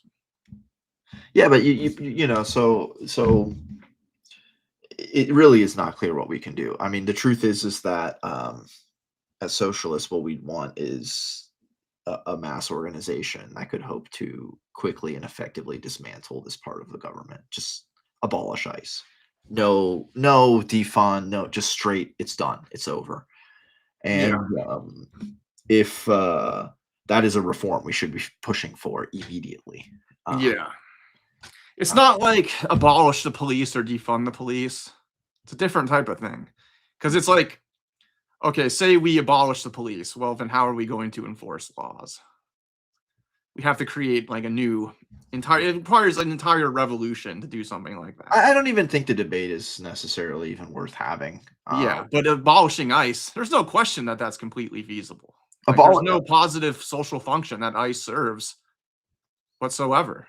Yeah, it's it needs to be, and as I said, like it's kind of funny how, and it's something I've been like really kind of angry about, is so a lot of the moral universe of the right wing centers around this term freedom, and for them, freedom is some bastardized form of Republican freedom, which means freedom from abuse by an arbitrary power. But of course, for some reason, ICE shooting people in the face doesn't qualify in that scheme. But we should be trying to argue with people that what is happening right now is that whether people realize it or not, history behind our backs is meticulously constructing a Leviathan, a concentration camp universe. And it is not clear what the population of that universe is. It will expand more and more. It'll keep growing more and more. And you should care about immigrants because they're fucking people. But if you don't, if only for self-interest, you should not be constructing a arbitrary, unaccountable concentration camp Leviathan, because you very well one day might land in that. Unfortunately, these kinds of people, a lot of these chuds, seem to have no capacity for compassion. So until they suffer something, they don't give a shit about it. That's kind of the unfortunate truth about American, just like the kind of just like American sociopathy that we've developed in this like piggish, frenzied, petty bourgeoisie. But it's the truth. What I'm saying is very much the truth. They're building this Leviathan, and who knows who's going to get sucked up into its tentacles. And we just have to cut that. We just have to break it down. We just have to destroy it tomorrow. So if the Democrats were smart at all, they could mobilize a lot of people under that slogan. Yeah, but they're afraid of even saying we should abolish ICE. It's ridiculous. Get rid of ICE. It's actually fully, a lot of polls show that a majority of Americans support that. And they support it in those terms, not don't have ICE anymore. ICE is not existing anymore, but abolish ICE. Those very two terms, abolish and ICE. I think that a majority of Americans actually do support it.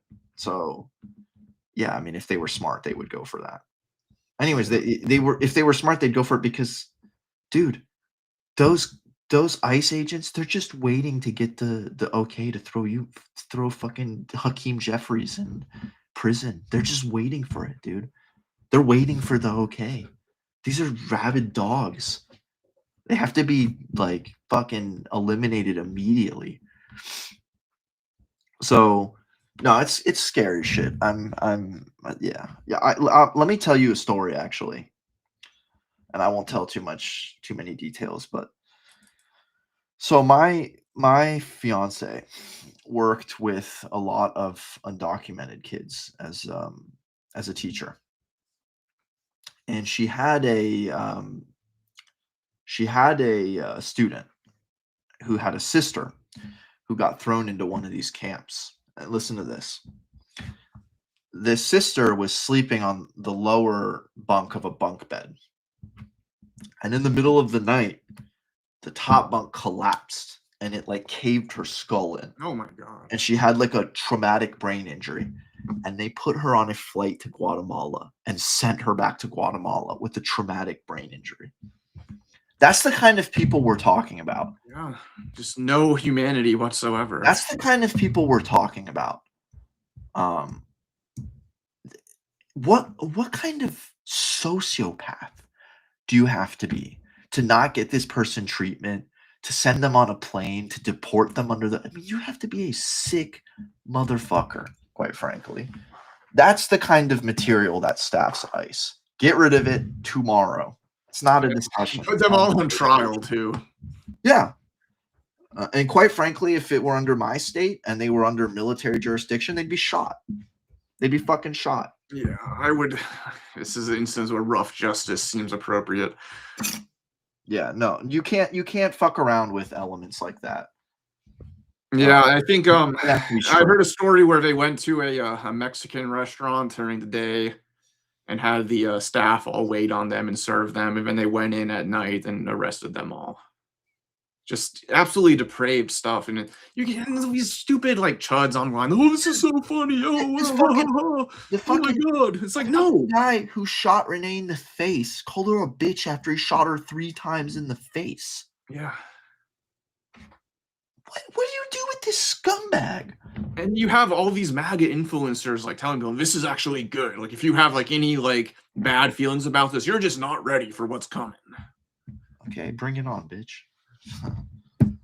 But yeah, and to think that the one thing I wanted to talk about, I guess we can talk about the University of Austin stuff now. Oh my God, yeah, let's laugh at these fucking. Yeah, because these are the people who brought us into this situation. Yeah, these are the idiots who think that they're the supreme civil libertarians and are ushering in just like an era of just gross, petty, spectacular authoritarianism. Yeah, it's like they all got really mad about the culture war stuff in the 2020s, the early 2020s. And so now they're going to support Trump in the name of civil discourse. And it's you know, but they don't actually believe in this stuff. And we'll see. Let's bring up this article because they just don't want to have repercussions for being pieces of shit. Yeah, exactly. Like what censoriousness means to them is. Oh, one second.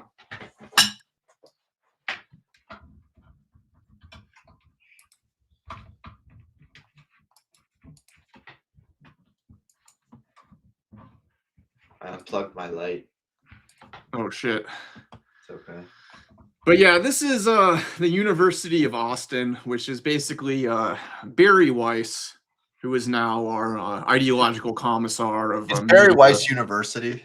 It's basically Barry Weiss University.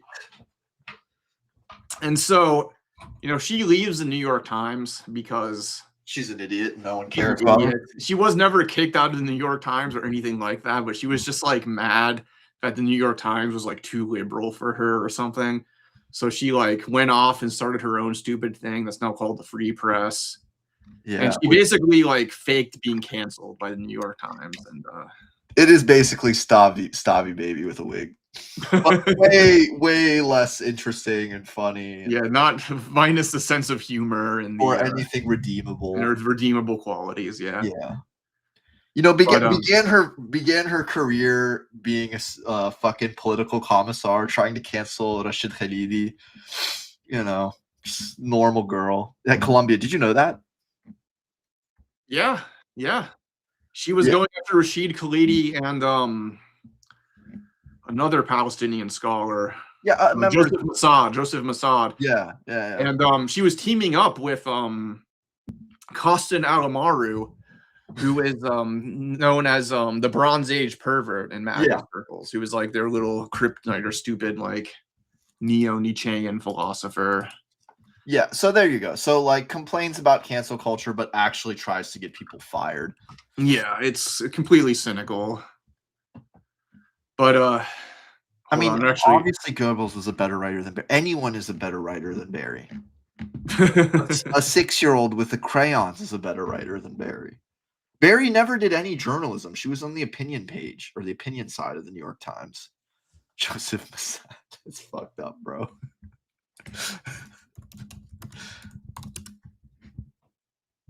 Yeah. So yeah, the inaugural. That's a bad joke, bro. I made a bad joke. No, he's definitely not Mossad. Yeah, he's definitely not. Mossad. He's the opposite of Mossad. Very good scholar. I recommend. Yeah. I met him. I know him. Yeah.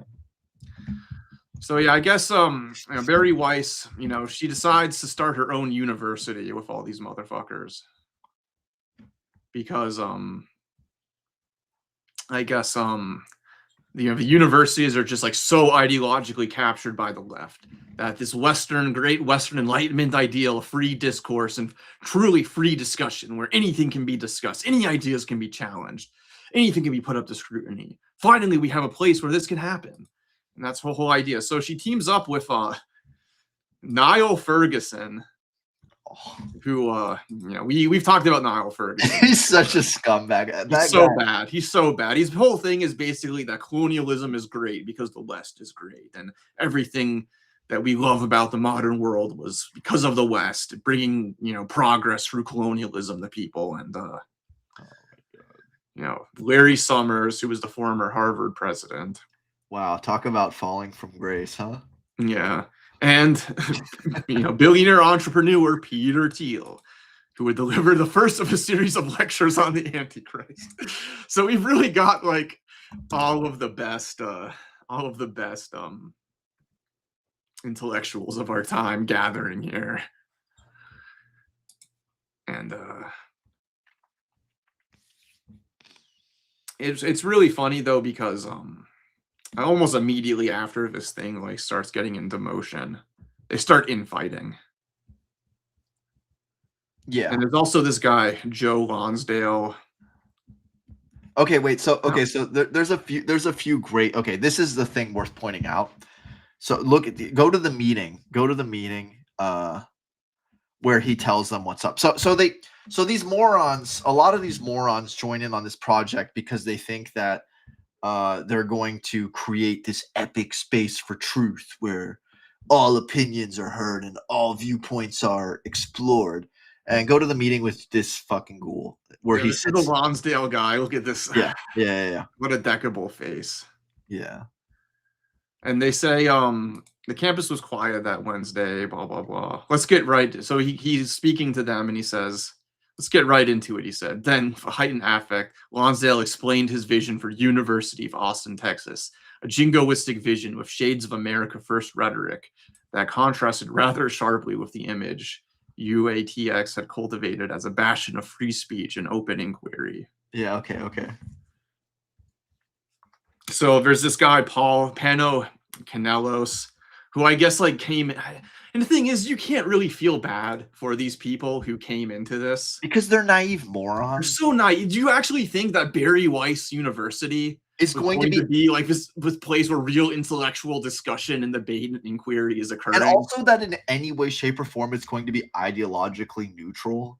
Yeah, just come on. You can't be that stupid. But anyway, they got this chancellor guy, and he's like hearing this guy Lonsdale going. It's kind of uncomfortable. And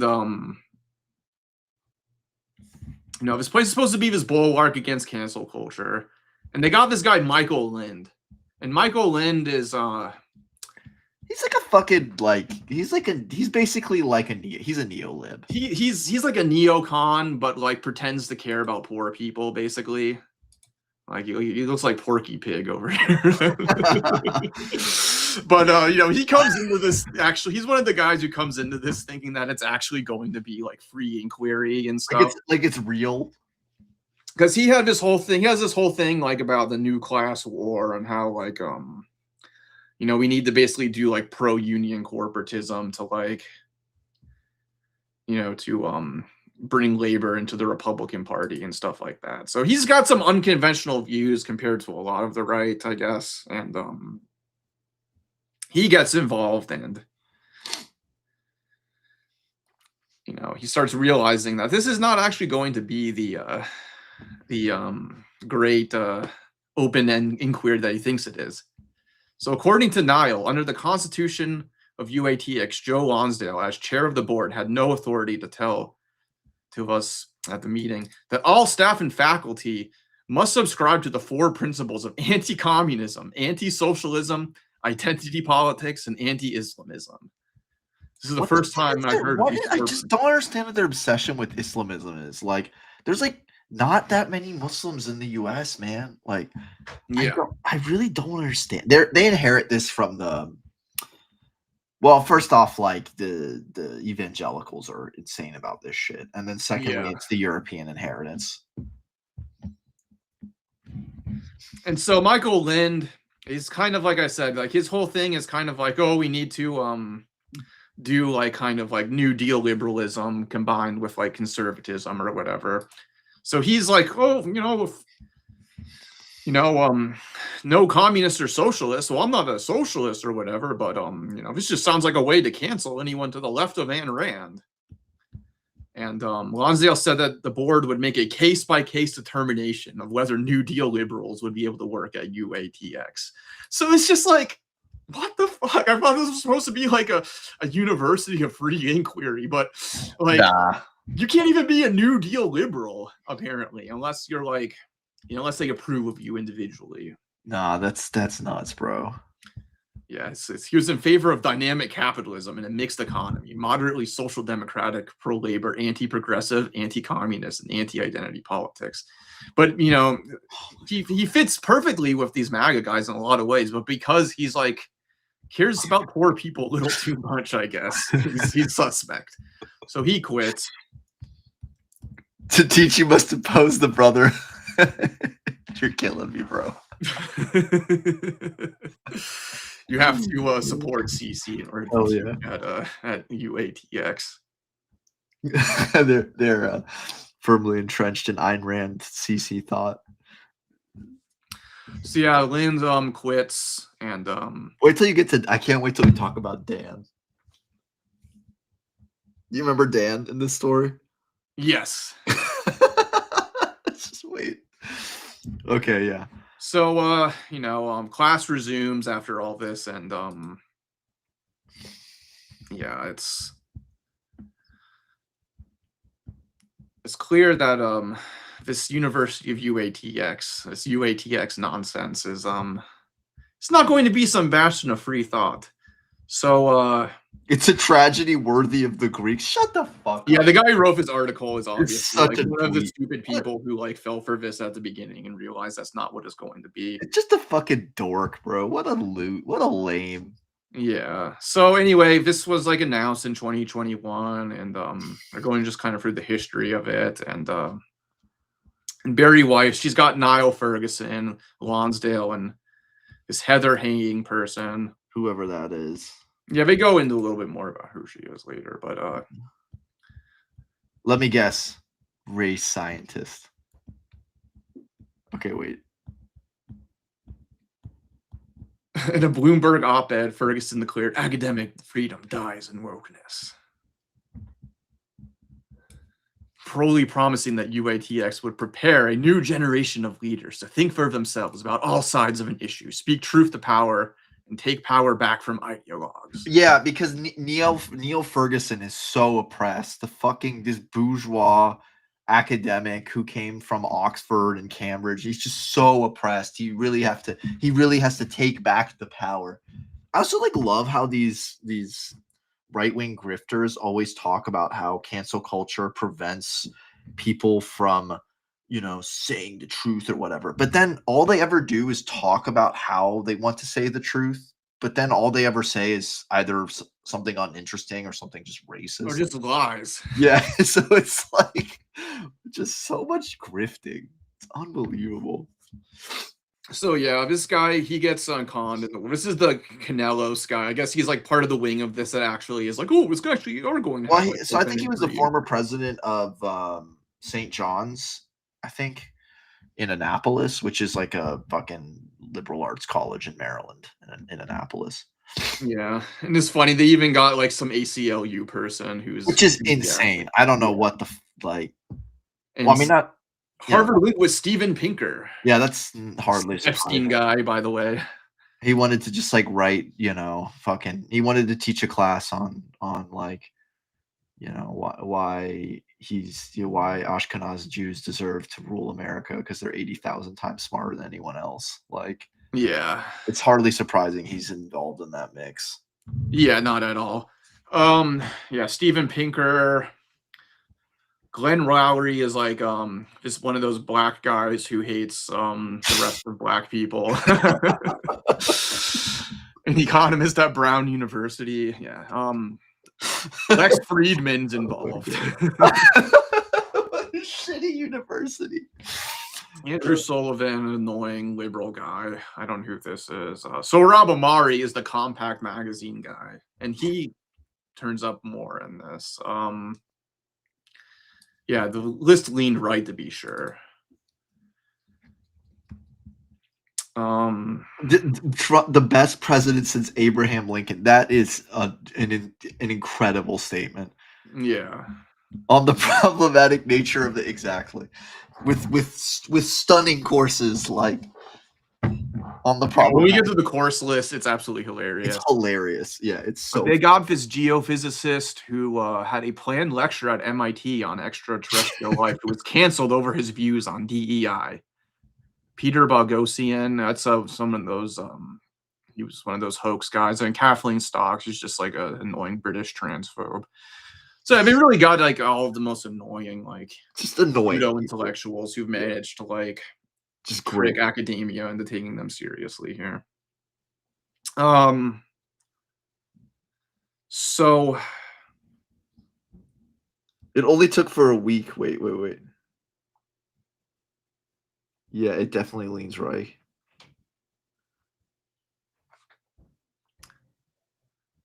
So yeah, I mean, everyone basically agrees that there's just too much like woke censorship in the universities. We need something different, but there's no real like agreement on what's going to replace it.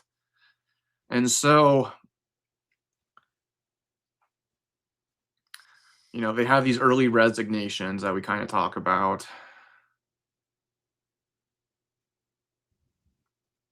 Steven Pinker, he quits because he can't handle the Trump-Musk style of trolling, taunting, and demonizing. He actually low-key owns them here. Furthermore, Pinker added, UATX had no coherent vision of what higher education in the 21st century ought to be. Instead, they created Unwoke U, led by the faculty of the canceled. I hate the hand of the stink Steven Pinker. Pinker low-key cooked there. He low-key cooked there. I'm not gonna lie. Yeah. So this Heather Haying person, she leaves. And yeah, I mean, it sucks already. It's falling. It's already a joke, and because the fact is like there's already more censorship than you're going to have at a normal university. Well, just by the fact that they legit started a university with just nothing but mostly like-minded fucking ideologues. Yeah, and so they have this whole thing where like anybody with SAT scores over a certain amount gets admitted no matter what. And wait. Wait. I just want us to get to the fucking.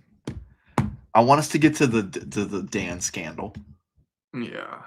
Oh yeah. Apparently they like really some of them really like Strauss. Yeah, a lot of Straussians get involved, which is like that's that is the neocon cabal right there. Yeah, exactly. And the funny thing about Straussians is like they're so cynical. Like they have this whole like esoteric versus exoteric thing where like exoterically to the public they're like good God-fearing conservatives or whatever, but esoterically they're actually like Nietzschean, like anti-moralist relativists who want to overturn everything. And it's more like they actually are not Nietzschean, because Nietzschean wants, I guess in a sense they are Nietzschean in the sense that they want a return to aristocratic ethics, an aristocratic ethics embodied kind of in, like, you know, in Plato and Aristotle or whatever. But they're not Nietzschean in, I don't know, they're much more wedded to ancient Greek, like to ancient Greece basically, than Nietzsche was. Yeah, I think that's just I mean, there's also different schools of Straussians as well. But they've been huge. They've been a huge, like, Leo Strauss has actually probably been the singly most influential political philosopher of the American conservative movement. I think it's fair to say that. Also, all right, so I guess there's a coup attempt basically where this Canelos guy is critical of how things are going. So, you know, all these people are already like are already fighting.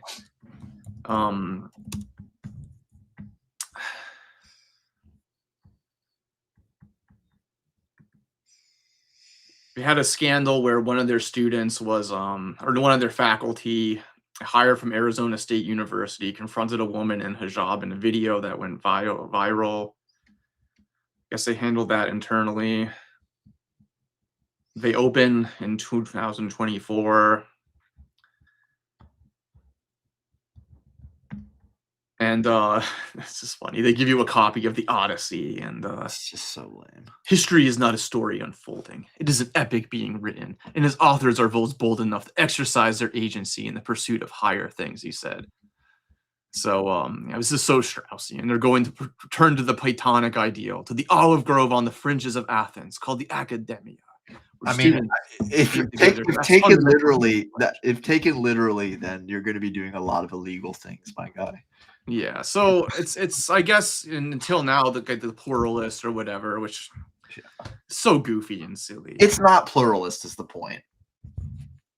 Oh my god! Yeah.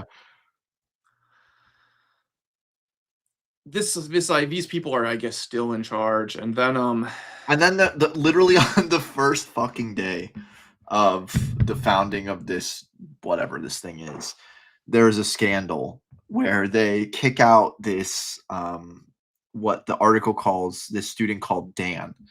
Now Dan is, let's just how do I put it? He's a creep. He's a fucking creep. Look what he says. Look at some of the shit he says. Let me go down. But yeah, another thing to keep in mind is like one of the other ideological missions of this university is that they want like no Title IX. Like they're really angry about how like universities handle sexual assault cases, and they even like set up like a fake like constitution with balance of powers or whatever. Yeah, like the university constitution for their shitty. So they're in order to deal with a situation like this, and so the situation finally does happen where you have Dan, this student who like you said, he's a creep. He, this is the typical thing that a Title IX office would deal with, but they don't believe in Title IX. And so, first was, I guess he made a few statements. He says, first was a general statement implying that UATX girls carried themselves physically in a way that invited sexual assault. The second was a suggestion to a specific female student that she had carried herself in a way that invited sexual assault. So he'd already kind of been like a yeah, and then wait, yeah, and then look, and then there's another instance where he says another exchange, a discussion of transgender issues. Dan expressed reservations about hormone treatment and said that he couldn't wait to play devil's advocate for legalizing pedophilia. Because that's a great use of your time in education, right? That's what. It's so funny. It's like we want to have like a university where we can finally talk about the real things. Finally have like real discussions, not be weighted down by these dogmas of the woke people. And it's like, what do we talk about now that we have freedom?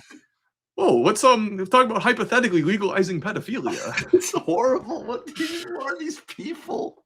Oh my god, what a fucking weirdo, man. What a piece of and I love how they so first off they kick his ass out because he's clearly this kid's Yeah, they kick him out because you can't have faculty like this talking to students like that. And well, I mean, he's not faculty, is he? I thought he was faculty. No, he's a student, right?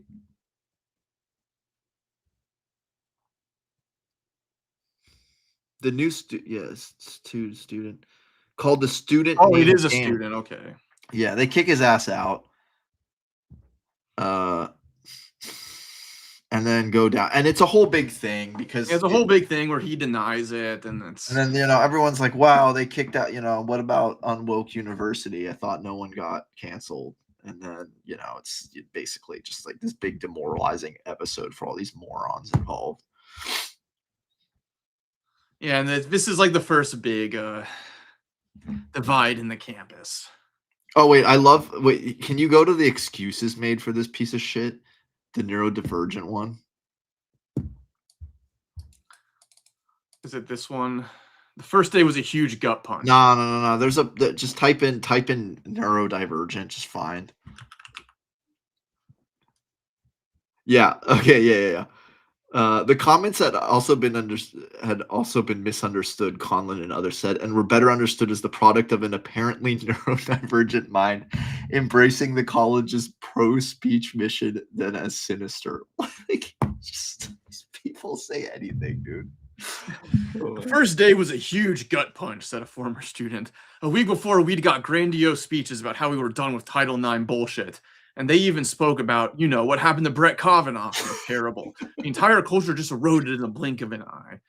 So it just turns out that, yes, actually, there are problems in the world that people have to manage, and that you can't just pretend these things don't exist in the name of your anti-woke utopia. Yeah, go. And then I guess the next thing to go to is so then they the way they justify kicking him out is by saying that their constitution is illegal. Yeah, they use constitutionalism. They're literally like, our constitution is actually illegal by Texas law, so we can kick him out. And then and then there's another coup d'etat, basically, or attempt. So there was an attempted coup d'etat to kick out that guy. Canelo Sky, because he's too much of a pluralist. He's too much of a pluralist. He believes too much. He actually believes in the bullshit that they sold this thing as.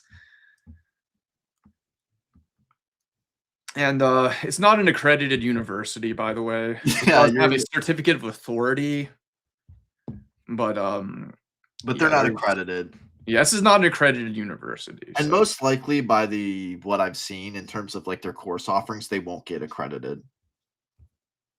This is funny. I didn't realize exactly how conservative it would be, one current student told me. When I hear free speech and open debate and all that jazz, I assumed that there was going to be a more equal amount of political views. No, and there really isn't. No. Classes weren't as innovative as the students expected. Year one was exceptionally boring, the student said. They did great books. They just didn't do it in a great way. I thought we were going to be intensely debating, he said. I guess they just have to memorize lots of stuff.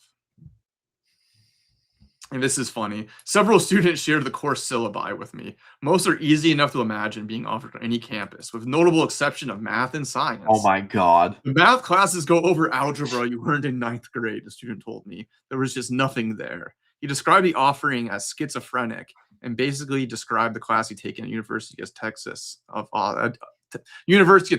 Austin as being exponentially more. The real school, a good school, very good school. Yeah. So wait, let's look at. So they had. Yeah, let's look at the actual syllabus of this thing. What's the course called again? It's called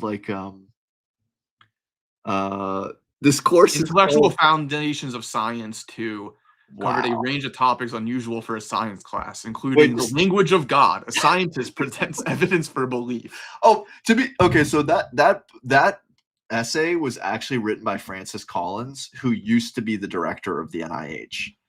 Oh wow. Yeah, but what's weird about Francis Collins is he's actually one of the big guys behind the Human Genome Project. He's actually a good biologist, but it's just a weird essay that he wrote. Yeah.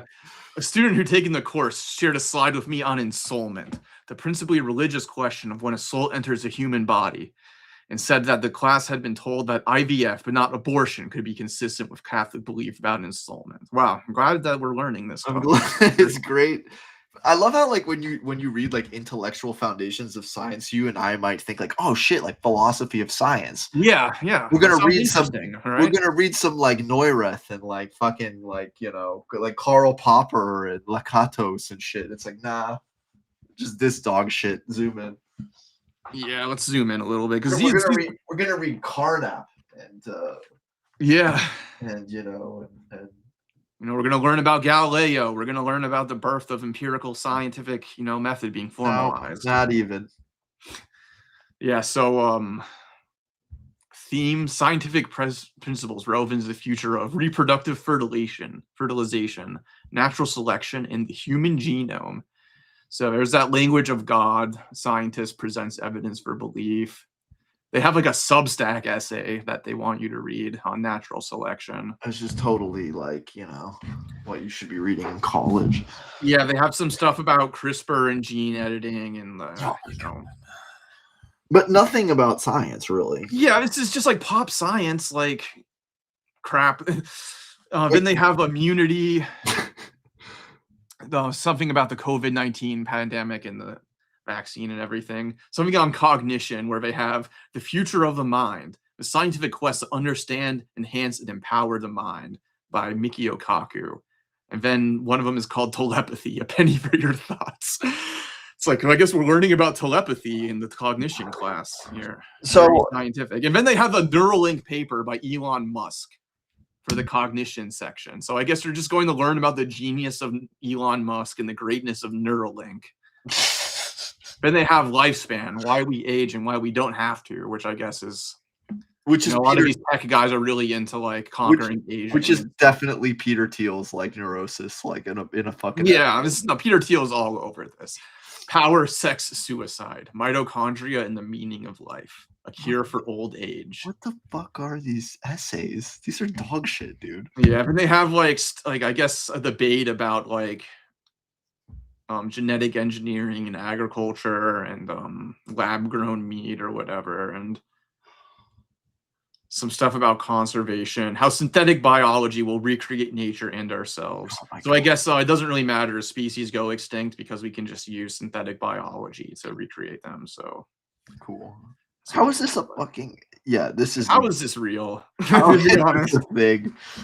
How is this real? How the clone a mammoth, the science of extinction. So I guess we don't have to worry about extinct species and destroying the environment because we can just do magical science stuff that you don't need to even understand. But it's unbelievable. Doesn't matter. The final frontier, life at the extremes, the science of survival, and then a city on Mars. Yeah, I wonder why they picked that as the topic. Because they're gonna have these idiots staff it. Yeah, this is the ensoulment thing. This is so ridiculous. This is what free thought looks like in the 21st century. And then I don't want to be free. Yeah. I mean, you're free to be an idiot. You are free to be a fucking idiot. That's true. This is funny. That Heather Haying lady is like, others thought I was a token liberal, Haying told me, but I came to understand myself as a token scientist. Yeah, well,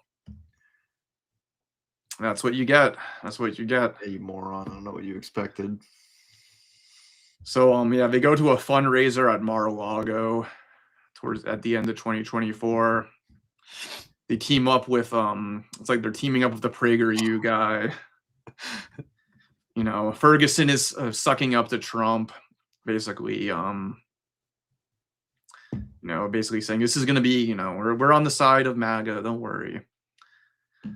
And they had their second coup after the Trump election, after Trump takes over and everything. And consortium led by Lonsdale says everything's going in the wrong direction. Yeah, I mean, listen, you guys were going in the wrong direction from the beginning. Yeah, there's no hope in this project. You're a moron if you thought that this was going anywhere. And what I thought was funny is, let me find the part where they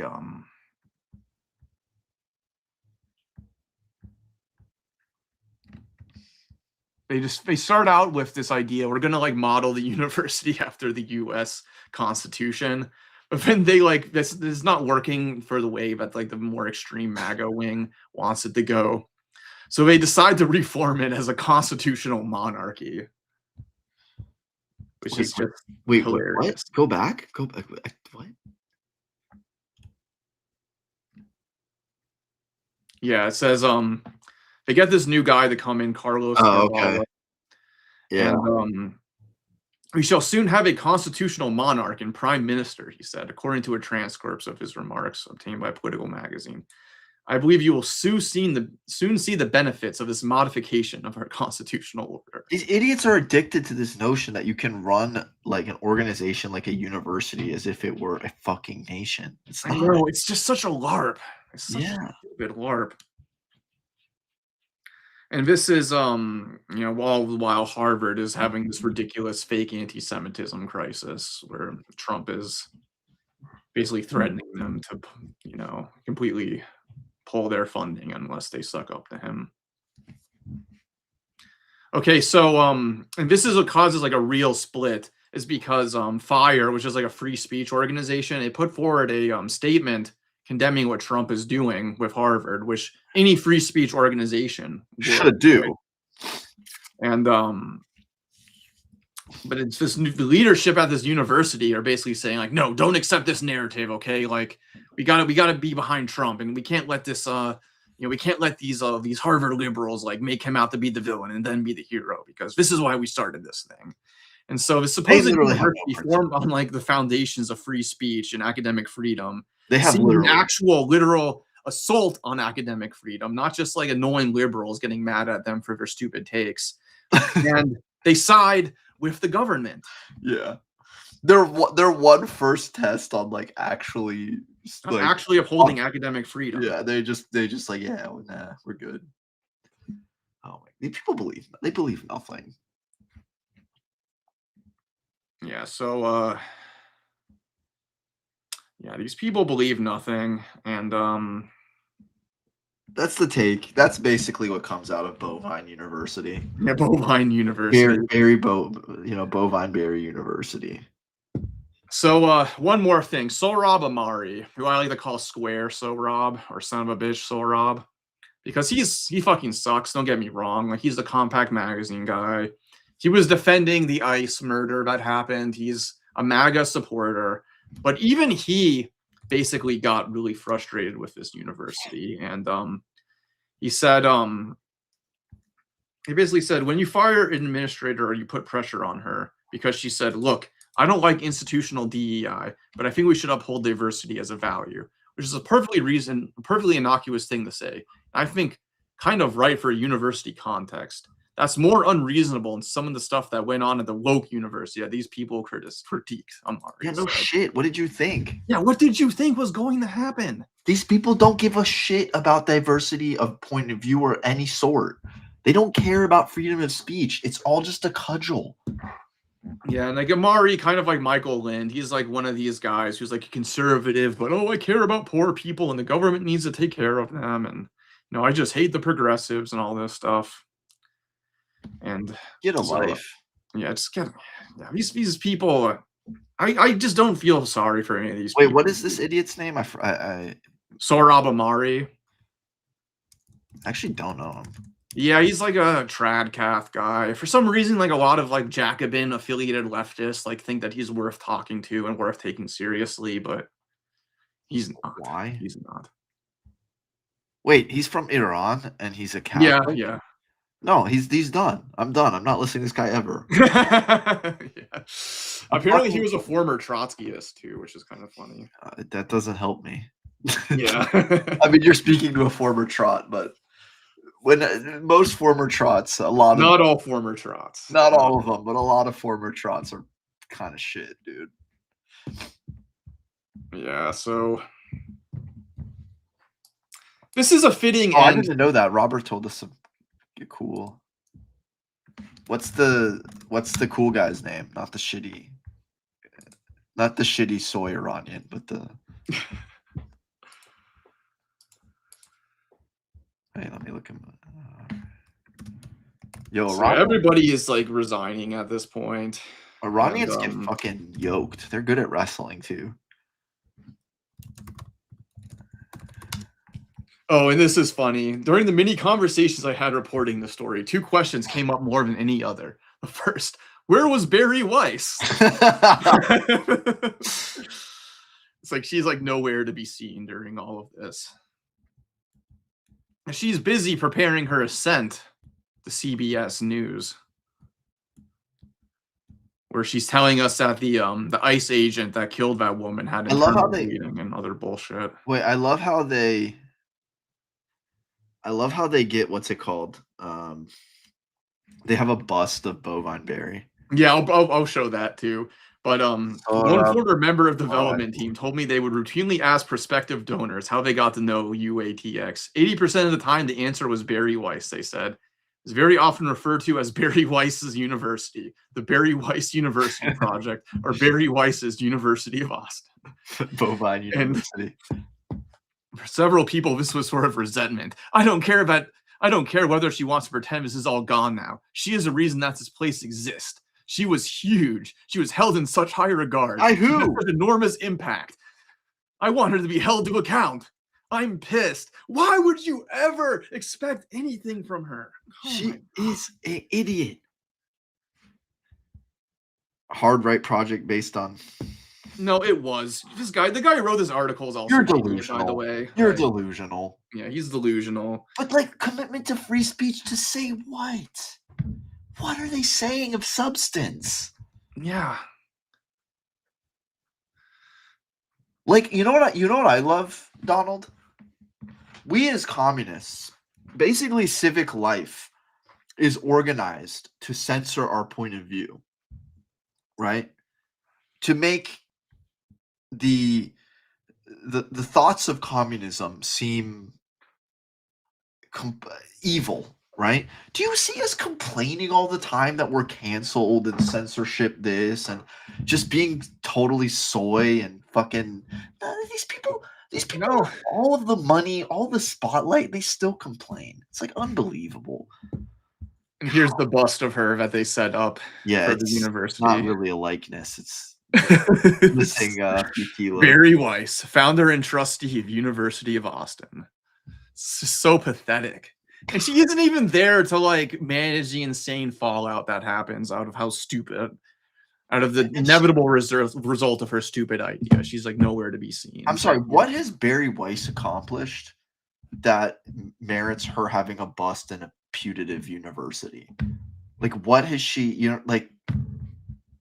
she's done nothing. She stood up to the New York Times. She stood up for Jewish Americans against the anti-Semitic left. Yeah, sure, whatever. Most oppressed people ever.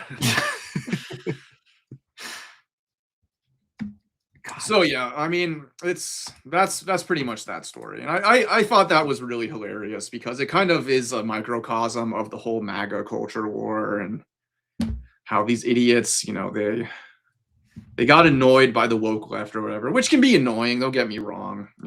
There is stupidity among liberals and universities especially, but what these people embraced was 1,000 times more censorious, had absolutely no free inquiry or discussion that's worth engaging with whatsoever. The stupidest syllabus I've ever seen. Just what a joke. Syllabus I've ever seen. And it kind of just sums up like the trajectory of MAG, where you have like all these people who get fooled into like supporting this crap because they're like mad about the totalitarianism of the woke left, and Trump is going to make everything free again. And now we have like an actual censor. Yeah, now we actually have like a real dictatorship forming. Yeah, our actual civil liberties are being stripped away in new ways. So you're a useful idiot at best. Yeah, they're just useful idiots of the right, and I don't feel sorry for them. No, not me neither. You got on board with a university set up by Barry Weiss. You clearly were not that much of a free thinker, a critical intellectual, if you thought that this was going to be anything other than cheerleading for MAGA stupidity. Yep. So, there you go. Anyway. Funny stuff. But, what can you even say? That's just what you get for hitching your wagon to that crap. Yeah, basically. Okay, guys. Well, I think we should wrap it up today. Yeah, I think it's a good time to quit for the night. As always, make sure to subscribe on YouTube and check out our Patreon, check out our merch, help keep this train rolling. Yeah, check out Cosmonaut Magazine, get the merch. We got lots of good stuff coming out soon, lots of Yeah. interesting articles. Make sure to read the interview with Mather on Iran. Yeah, if you want some good information on Iran, I recommend that interview. Yeah. And okay, guys. All right. Peace out, everybody.